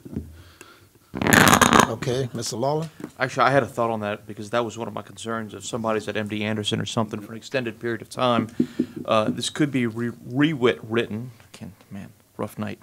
If the temporary absence of the parish manager extends to more than 60 consecutive days, the governing authority may declare the office vacant and allow the governing authority at that 60-day mark to decide if it should be declared vacant at that point. Because like we said, if we have a parish manager that is incapacitated due to injury, but we know they'll be coming back, but they're going to be out 70 days due to some treatment, we may not want to declare it vacant. We may know that there's an end in sight. However, it gives us that authority to declare it vacant. And we can always add, if the temporary absence extends more than, say, 90 days or 120 days, then it shall be declared vacant. And what that prevents is the governing authority from saying, you know what, we're just going to keep this temporary thing going and abusing that power. So we have both a may and a shall, if that makes sense. Probably not. Chairman. Okay, Mr. Trosclair? I like the language that Mr. Lawler had just mentioned, but if memory serves me correct, this mirrors the existing, the current home rule charter as far as the 60 days when we went through that section. That's where that came from, but it mirrors that. But I do like the language that Mr. Lawler had mentioned. Further comments? Is that a motion? Yeah. Oh. Mr. Lambert, do you have something? Go ahead. No, I'm. Oh, okay, okay. Yeah, I'm good. So I'll make that as a motion that it be rewritten. Bear with me, I want to make sure I get this right. Senator, please take note of this if I screw it up. If the temporary absence of the parish manager extends more than 60 consecutive days, the authority may declare the parish manager position vacant. If the temporary absence of the parish manager extends more than 90 days, the office shall become vacant and shall be filled in accordance with Section 311. I second that. So that gives us 90 days. 90 from, so As you're much actually as moving 90 it from 60 to 90? 120. Did you say 90 or 120? Well, I have no problem with 120. It's very much open to discussion. If we think 120 would be better, and I'd be very much open to that. I just think that there should be some deadline. Tommy, think. 90 or 120? What's the pleasure? I would say calendar days also. Yeah. never happens. Yeah. Okay. Can I make a substitute motion to put 120? Absolutely. Sure you could. Okay, I'd like to do that. I'll second that. Okay, substitute motion to increase that from 60 to 120 days. Any opposition to the motion? Any opposition? Hearing none, the motion is hereby adopted. So with the language that you Yes. just articulated, we would add 120 days to it. Thank you, Senator. Okay. That does it for item number 10. Okay, item number 11, there's no public comment. It's entitled Changes to Article 4, Governing Authority, Section 4-01, Composition. All right, I'll read that accordingly. 4-01, composition. The governing authority of Ascension Parish shall be the Ascension Parish Council, which shall consist of 11 members. Whenever the terms council or parish council are used in this charter, they shall mean the members of the governing authority elected by the districts. And that is the section composition. Any questions, any Move further we accept discussion? as is. Moved by Mr. Gyro. I have a second. Second by Mr. No, I don't have a second. Oh, I'm sorry, I thought you said you had a second. I'd like to make a substitute motion on that to reduce it from 11 to 7 with one at large. I'll second that. Okay. Well, the first motion didn't get a second. So, I'll second the first motion. okay. First motion is moved and second, He's got 'em. and now there's a substitute motion to reduce. And a second. Yeah, moved by Ms. Martinez, second by Mr. PT, to Let me reduce the give- size of the council from 11 to 7. And also, there's no qualifications here. Since we're going to make sure that the parish president has a master's of public administration, I'd like to see the councilman have at least 2 years of college equivalent. Okay. If you're going to change the government, well, that's what we need to do. So, And also, like I said, if you look at the surrounding states, every one of them got 5, 4, 3, or 5. Okay. I would ask Mr. Who's there? I would Yes, sir. wonder from Mr. Phillips if that is legal or not. Mr. Phillips, would you please come forward? Because this is still going to be an elected official. If it is, I think it merits discussion, since everything's on the table, but, and this is now our charter that we're. Question is whether or not you can impose an educational requirement. Yes. On the elected council members. Yeah, I don't know the answer to that. I don't know. I don't know that we've got anything in state law that says that, but I'll certainly take it back and look at it, Mr. Martinez. It's a novel proposition. In other provisions of law, the only place I can think of right up, other than judge, coroner, but we even make an exception for coroner where there's no medical doctor in the parish who qualifies for office. So I don't know of any prohibition, but I don't know of anything that supports what you proposed. But I can take a quick look at that and turn it around for you. It may be a constitutional issue there. I'll just stick with the 7 council members, and 1 at large. And Okay. we'll go ahead and set compensation if we go with the 1 at large to be more. Okay, And so I we're would gonna- actually like to answer the question we asked Ms. Phillips. I'm interested in finding out the answer to that question, for my own edification at least. Okay, he'll get back to us with it. Mr. Dawson? So let me ask you, Mr. Martinez, is that going to be after the census, or is that going to be effective with this? A whole lot of this. I'm sorry? I mean, when the last charter was passed, my first term was only 2 years. This is being pushed at a rapid, we don't even know what the document is that we're going to finish here. And once we finish it, we're going to send it to the council with a recommendation that it be put on the ballot. So if we're going to do that, if we're going to put it on the ballot, we need to vet this and try to come up with the best document that we can come up with. And I hear more about 7 councilmen than I do getting rid of the parish president. You heard Mr.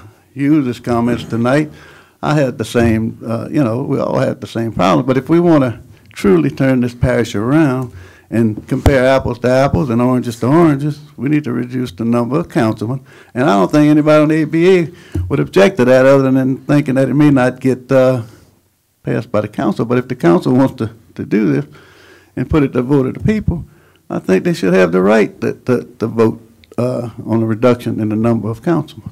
No, but my question was, were you going to make this effective in What I'm for saying the is election that- of 2019 or after the census, when we do After- reapportionment? You're going to have to do it after. Yeah, okay. Okay. Okay. If, in this case, but, I mean, we're in a hurry here to pass something that's going to change the whole direction of the parish.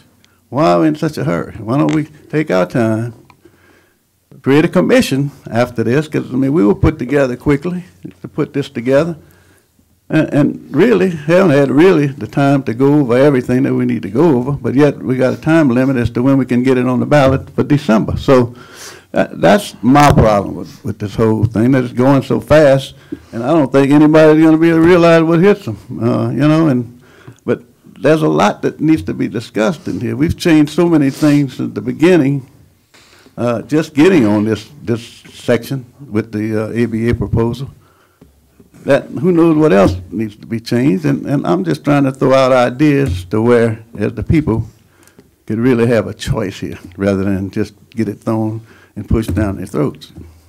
We have Mr. Trosclair, Mr. Jarreau, Mr. Lawler. I'm not sure where you're coming from, Mr. Martinez. I'm really not. We discussed this councilman change of seats when we were going through the original, the current home rule charter, and we discussed that it would probably be the best bang for our buck to wait till after the census and all. So to me, it just seems like you're playing politics here just to stall this one more time. It does not make sense. So if you want to make it truly, You're taking personal jabs. I'm not taking personal jab. You're trying to change something when we've already went through this on the current home rule charter, and now you're just delaying. You each vetting what you said. We agreed when we were going through the original charter, we would wait, that it was best for the parish to wait to the next census. Now all of a sudden you want to change that. I don't understand why you're coming out of right field with this. Thought I explained myself well, Mr. Trusclair. Why Why are you in such a hurry to get this passed? In a hurry? Yeah. It's 20 pages, Mr. Martinez. As of a few weeks ago, you never read it. Oh, that's a lie, too. That's not a lie. Yeah, it is a lie. No, it's not. I read it. Read it. It's 20 pages. Be on the ballot in December. Okay. Keep Gentlemen, complaining. before the volcano erupts completely, let's get back to the business at hand. Next, we'll hear from Mr. Jarreau and then Mr. Lawler. Mr. Jarreau, you have the floor. Thank you, sir. Again, I don't, we're back to the hurry and the rushing thing, and we're not. It was something that's been in our hands and in our possession for a while, and we've had opportunities to go over and look at it and ask questions back and forth, ask people what they thought about it and everything in it. We said we wanted to vet it, so that's what we're doing. And every time we start to roll, then we come back with the major changes. And I just don't think changes like that on this document is what we need to be doing right now. I think we said we would send this, and everybody came up and said, let's just let's just elect the right person. Let's elect the right folks and let the folks elect the right people. But we don't want to let them vote on this document. So I don't know. We want to vote, but we don't want to vote. So all I'm doing is I'm not putting this down anybody's throat. I think if our people are smart enough to pick the right parish president, they're smart enough. And everybody in here said, not everybody, but a lot of folks come up and said, the people want the parish president. Well, if they do, they're going to vote this thing down when it comes on the ballot, and we're going to move on. I just say we were a while back said let's put it on the ballot and let's move on. And that's what that's where I'm at with it. We were moving, we're going along. I'm not in favor of any major changes on this document. Like the guy said, they gave us something we looked at and we put in favor. That's all I have. Okay, next, Mr. Lawler. Yes, thank you. I don't know where to begin on this. As far as the 7-1 goes, Mr. Phillips, correct me if I'm wrong, but it seems like most governing bodies, say for the biggest in the nation, have odd numbers. Is that what we usually see? Most do for obvious reasons. Yes. I wasn't sure, to be honest, whether the suggestion was 7 councilmen with one of the 7 being at large. And I wasn't either. Or 7 plus 1. So, but Okay. odd numbers are always better than having tiebreakers to you have to build. And as I heard, I thought it was 7 plus 1, which would equal 8, but it may not have been. Yeah. Okay, thank you. The other part of it is, sir, having people on the council, it benefits the members that are serving, that are giving up our time, because we have a lot of committees to be on. And by having 11 people, it makes it easier to fill committees, have people that can give their time. So I like the number 11 on there. I'd always be open to having at-large 9 and 2, 8 and 3. I think would be good instead of just having one single at-large. My other concern is the educational requirement would eliminate a lot of people from having the ability to run for office in our parish. I think it'd be akin to a poll tax or a literary test, which I don't think would be held constitutional. I'm not a constitutional expert by any means. Was not one of my strong suits in law school, I can tell you that. So I couldn't support anything of that sort. I think it would eliminate too many members, too many citizens in the parish from running for elected office. And I know it sounds strange because I'm very much a proponent of hiring people with expertise and education, but that's hiring people. That's not electing people. And I think that's two vastly different standards that should apply. When we're going to hire somebody to work for the parish, I believe that they should have the highest qualifications that we can get, the highest education that we can get. And as far as electing people, I think it has to be open to most citizens. I'll leave it at that. Okay, Mr. Petey. Thank you, Chairman Queeser. I think I understand some of the tensions in the ABA document, but we just had ABA members come and tell us that it was our document that we're forwarding to committee. So I think this is I hear this 7-member council quite a bit as well. I hear one council member talking about it full-time and paid like a full-time council member. So if we are taking the opportunity to change the document, which it's my understanding that we are, I mean, we did so last time. We got rid of an entire lengthy section about a nominating committee. I think that's, if it's our document, it's our job. That's what we should be doing. And the one I'm still committed to addresses 4-18. I would like the opportunity to change 4-18 in this process as well. So if we're going to do this, I don't see any problem with us forwarding a suggestion having to do with the council configuration or not to the council themselves and let them do what they want with it. So that's my comments. Thank you. Any other comments? Mr. Burnett? Yes, so we understand, like Mr. Lawyer spoke on the benefits of 11 council members. What's the benefit, the true benefit of only having 7? Smaller council, okay, that you can work with. You'll have one at large that can also, since if you're going to change this form of government, you'll have at least one elected official that's elected parish-wide that will be responsible to all the people. If you want to go to 9, that's fine. If you want to go 8 and 1, that's fine. I don't have a problem with that.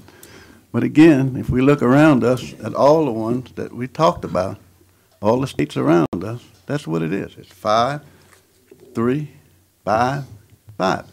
Now, as far as this document, I mean, we've already forwarded that this is going to go on the ballot. So, I mean, people are going to get to vote on. Our job here as a committee is to send to the council some different things and different ideas and recommendations to them, okay? Now, when it goes to the council, they can change anything they want to. We just giving them different ideas to look at. So this has already been decided upon, okay? We said we wanted to vet the thing. Mr. Jarrow and I made a motion to go ahead and send it to the council 3 weeks ago, as it was. But everybody wants to vet, so we're vetting it now. And that's all we're trying to do is get the best document that we can and send it to the council, whether it be what ABA likes or anybody else likes, it's what the people like. That's what we're trying to get to. So, and that's my point here. I'm not being political with Mr. Trusclair, it says, but I mean, you know, hey, I see a lot of politics going on around here. Okay, we have Mr. Lawler, Mr. Trosclair, Mr. Dawson. Actually, I was going to call a question on substitute motion and vote on this. You have that right to do so, as long as you get a second. Substitute motion to call the question. You need a second for Yes. the calling of the question? You need a second? Yes, Second. it's been second. No, I didn't second. I'm just asking if you need one. No, Ms. Laurent, Ms. Laurent is second. Oh, I'm sorry. And there is opposition to it. And there, okay. And there is opposition to the substitute motion calling the question.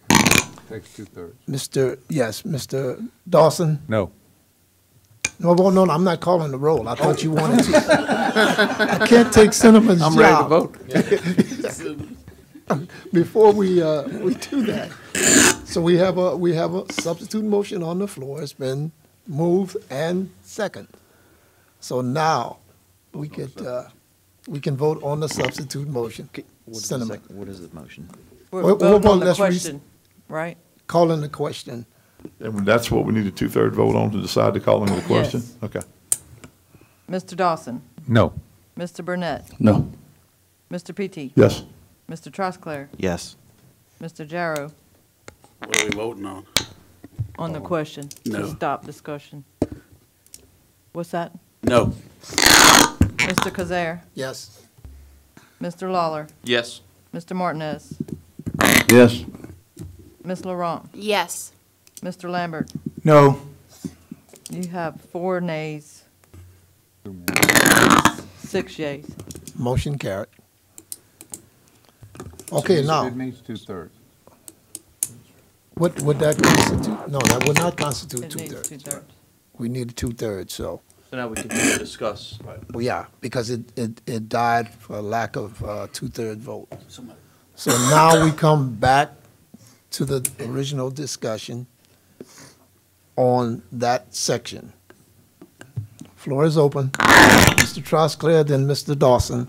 Yeah, a couple of weeks ago, when we can all watch the tape, but I think it's 3-4 weeks ago, we did have a lady with a doctor's degree from the University of North Carolina who's an expert in small government, and she had made the comment very clear that she didn't see any benefit to having a change in the number from 3, 5, 11. She said as long as it didn't get to where I think it was in a case in Chicago where they had 40 or 50 members of their council, but it proved no benefit to be from 7 to 11 or 9 to 13, so from an Okay. expert. Mr. Dawson.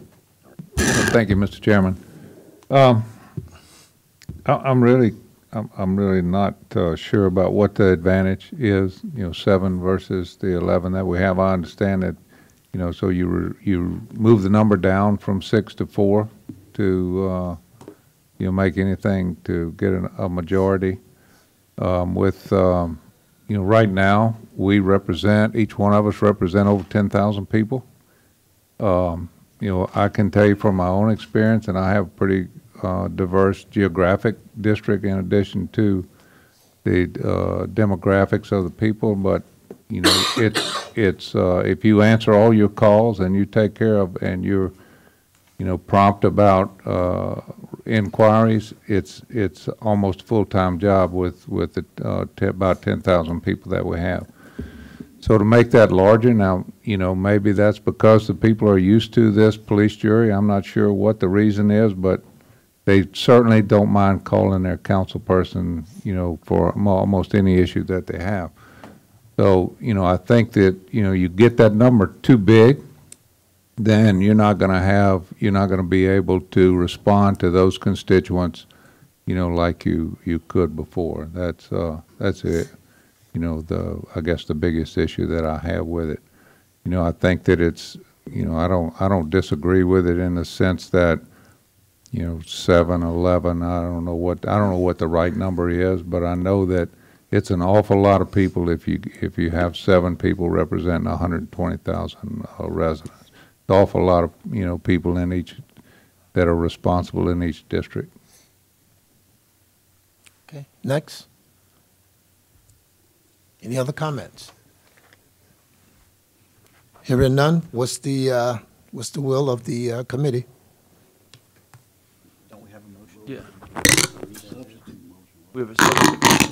You have a substitute motion on the floor to reduce from 11 and to go to 7 plus 1 at large.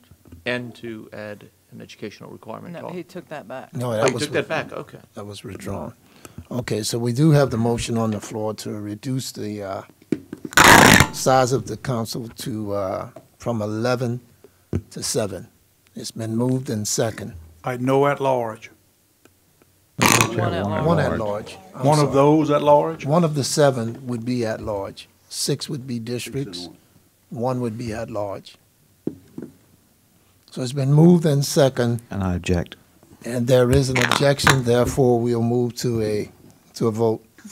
Roll call? Mr. Dawson? No, no. Mr. Burnett? No. Mr. Peachy? Yes. Mr. Conkler? No. Mr. Jarrow? No. Mr. Zaire? Yes. Mr. Lawler? No. Mr. Martinez? Yes. Ms. Laurent? No.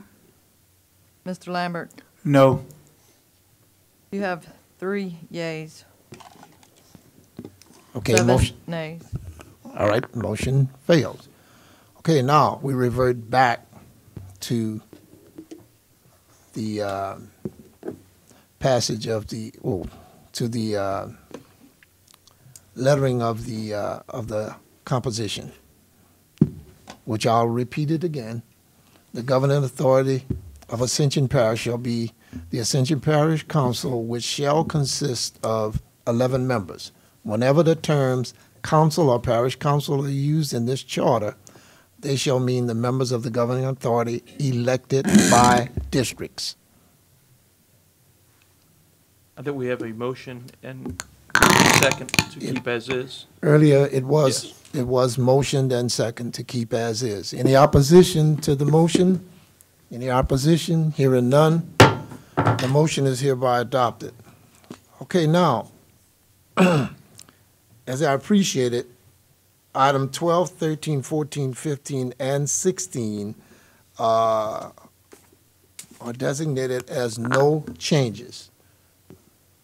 Do you all recollect that? There were no changes to those sections. Do you still want to walk through them? I think the only change would be the wording of parish president to Right. parish manager. Okay, with that exception, wordage, parish president to parish manager. But Any so you further have all that language that's in red on mine. Yeah. 6.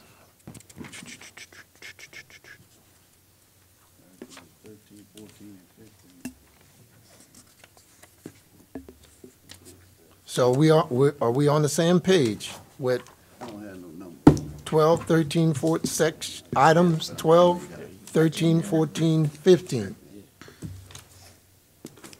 Does that need any further vetting? Well, I would move that we adopt them as is. However, we need to strike the words in 405A by the parish president and 405B, the parish president. But I think because they're a separate item on the agenda, we have to take each one separately. Oh, okay. I And thought you were I think we taking had them in gone through total. this. I'm sorry. Yeah. Okay, so we should go to 405A. Am I reading this correctly? I think we should go to item number 12 on the agenda. Okay. Elections. Let's go all the way back to 12, section 402. And I'll make a motion that we keep that as is. Okay, Second. moved and second to keep section 402 as is, dealing with the subject matter of election. Any opposition? Any opposition? Hearing none, motion is hereby passed. Item number 13, Section 4-03, prohibitions. What's the pleasure of the committee? Make a motion to leave as is. Moved by Mr. Trosclair. Second. Second by Mr. Jarrow to leave as is. Is there any opposition to the motion? Any opposition? Hearing none, the motion is hereby passed. Item number 14, Section 4-04, compensation. What's the pleasure of the committee? Mr. Quasar, Yes, sir. shouldn't we read every one of them things? I know that's a pain in the, but I mean, no. We got a task to Okay. do. We need to All right, do I'll this read thing it. like we're supposed to. I'll read it. I agree with it. Not a problem, my oversight. I'm sorry, Not but intentional, not intentional. Here we go, Section 4-04. Excuse me, compensation. A, governing authority members shall receive an annual salary not to exceed the maximum amount allowed for police jurors by state law. The governing authority may change its salaries by ordinance, but not during the last year of its term of office. Sector B, the governing authority by ordinance may adopt the system of reimbursement upon presentation of properly documented receipts of reasonable expenses necessary to performance of official duties of the governing authority and in compliance with state law. and That's, and you receive no compensation for what you're doing. I want you to know. Absolutely, the Okay. pay is great. Get rich quick. Okay, what's the pleasure? Move we accept as is. Moved by Mr. Jarrow. Second that. Second by Mr. Burnett to leave as is, to move as is. Section 4-04, compensation. Okay. Item number 15, Section -405, governing authority meetings. Two sectors. A, the governing authority shall meet regularly as may be prescribed by ordinance, but not less than once each month. Special meetings may be held on call by the parish president or by any 4 members and upon no less than 24 hours notice to each member. B, the notice for a special meeting must be signed by the parish president or the members calling the meeting, shall state the purpose of the meeting, and shall be served on each member personally or at their domicile. Service shall be made by any employee of the parish who shall certify in writing that the date, time, and place and person served, or by any law enforcement officer of the parish or any municipality therein. At a special meeting, only matters specified in the call shall be considered. In case of extraordinary emergency, such notice shall be required. However, notice of the meeting shall be given as it deems appropriate and circumstances permit. All regular and special meetings shall be open to the public. What is the pleasure of the committee? I move we remove by the parish president out of A and B and accept as is other than that. Okay, so moved by Mr. Jarrow to extract parish president in sectors A and B. Need a second. I'll second that. Second by Mr. Trosclair. Any questions, Mr. Lawler? I have a question. I just want to make sure. Section B says the notice for a special meeting must be signed by, we would have nothing but members calling the special meeting. I can just see where that could create a logistical problem. Many of us work, maybe we work outside of it. We can get there for the meeting, but if we're not there that day and you have 4 members that then have to sign, it could logistically be very difficult to get somebody to sign for it. I think that if we substituted the parish president, at least in section B, and we put the parish manager, and it would then read, the notice for a special meeting must be signed by the parish manager or the members calling the special meeting.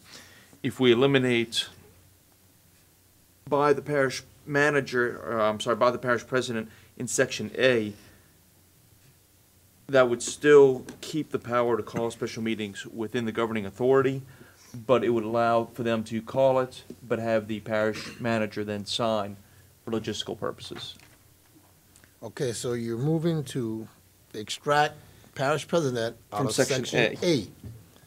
And in section B, you would include I would substitute parish the word president. manager for president.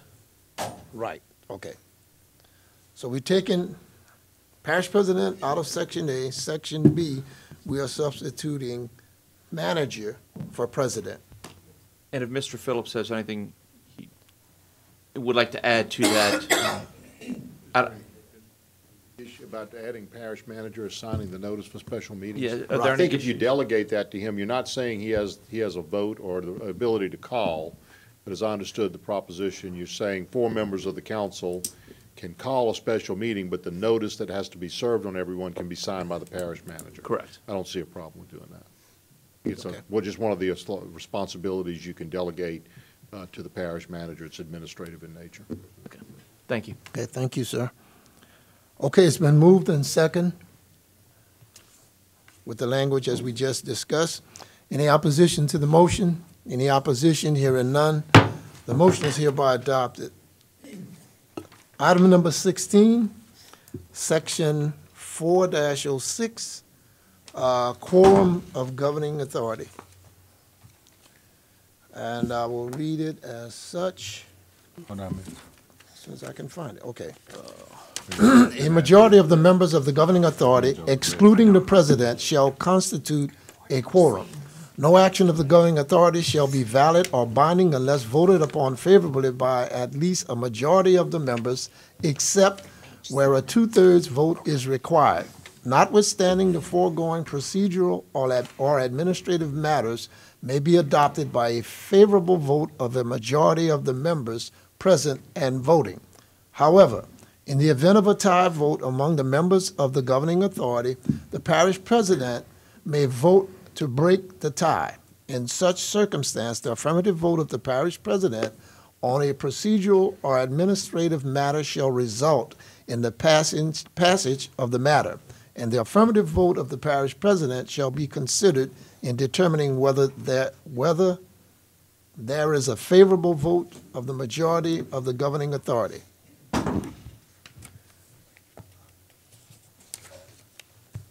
Mr. Lawler. Yeah, I'd make a motion that we exclude everything in red. The reason is, I believe that members of the governing authority have already been defined not to include a parish manager. And the second portion in red, we don't want to have a non-elected official being the tiebreaker.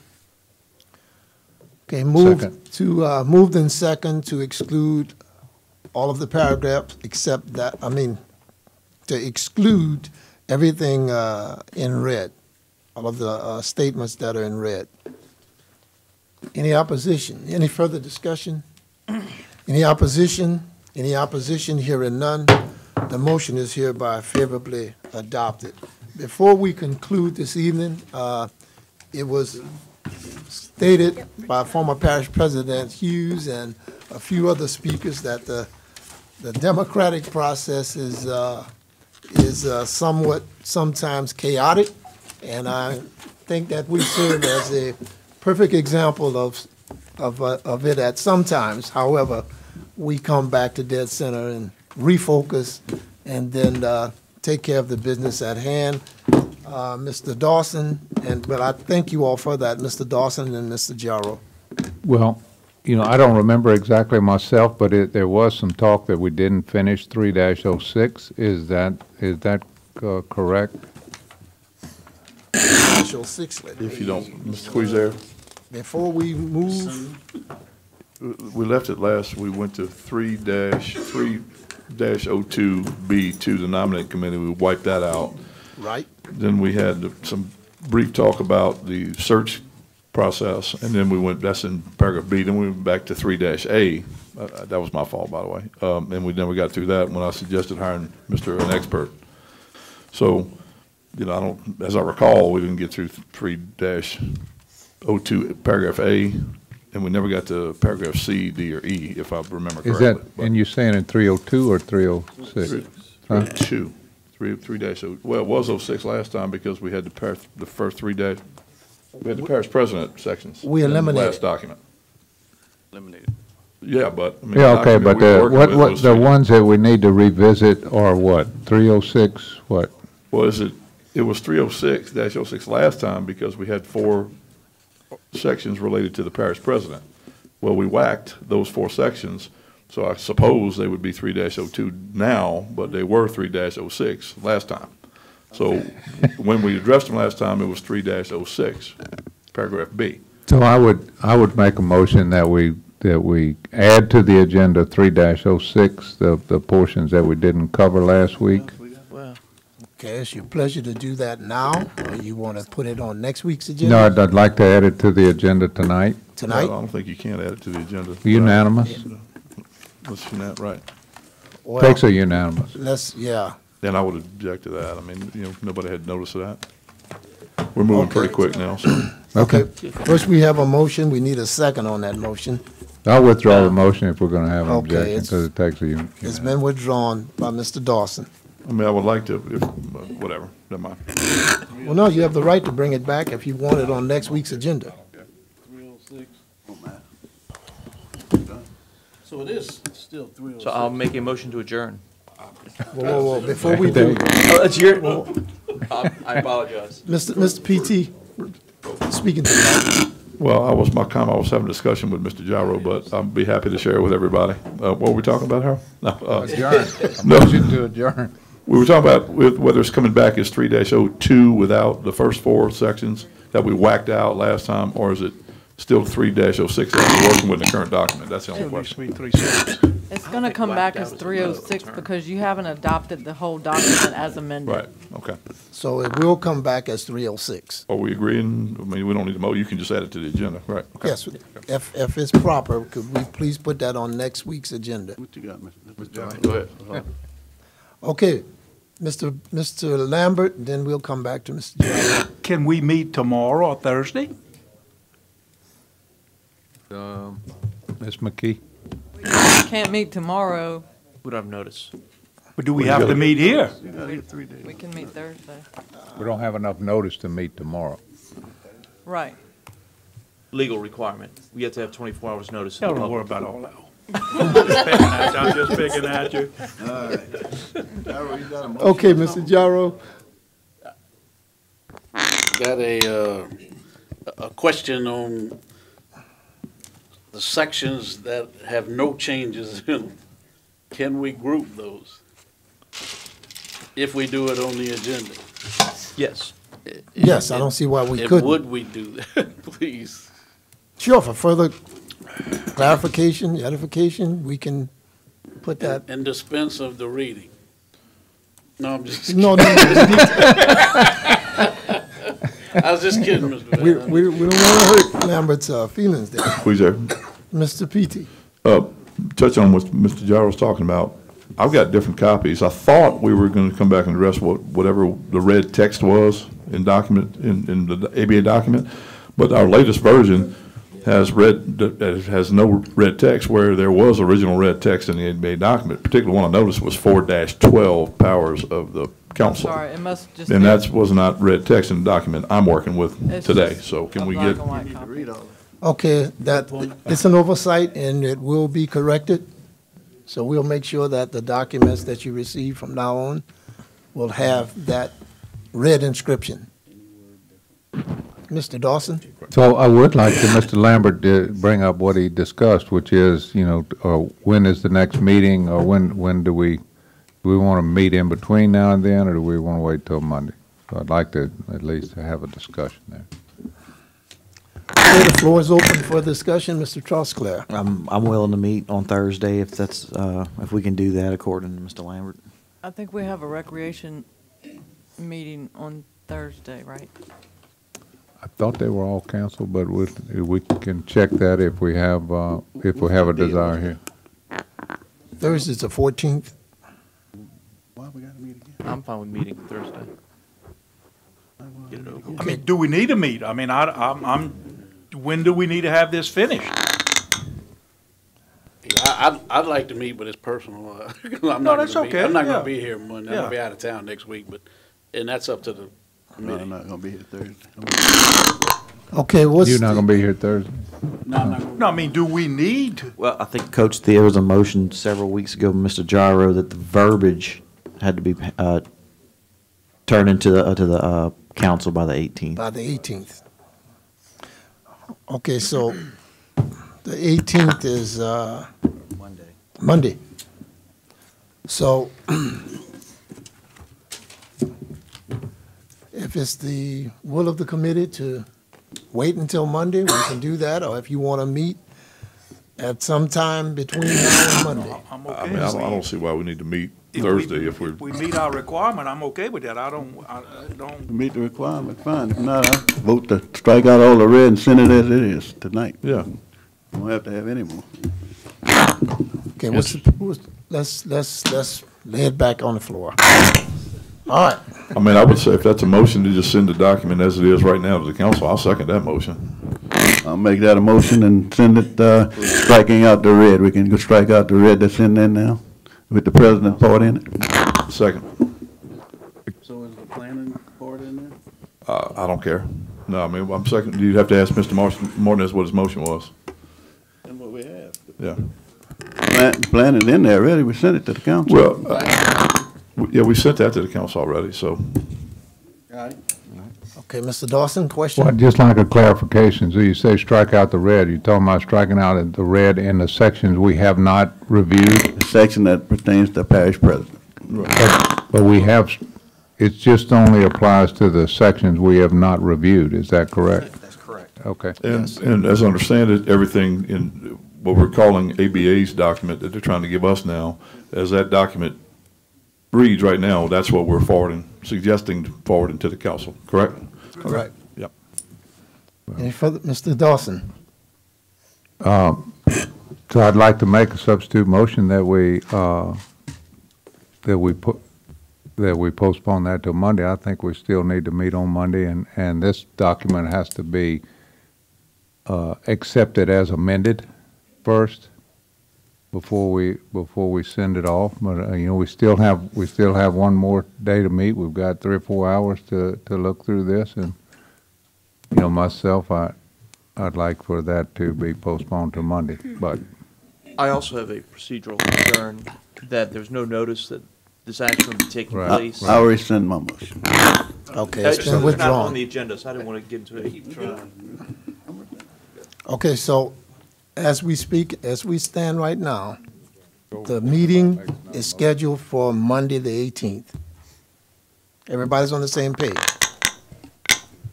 Yes or no?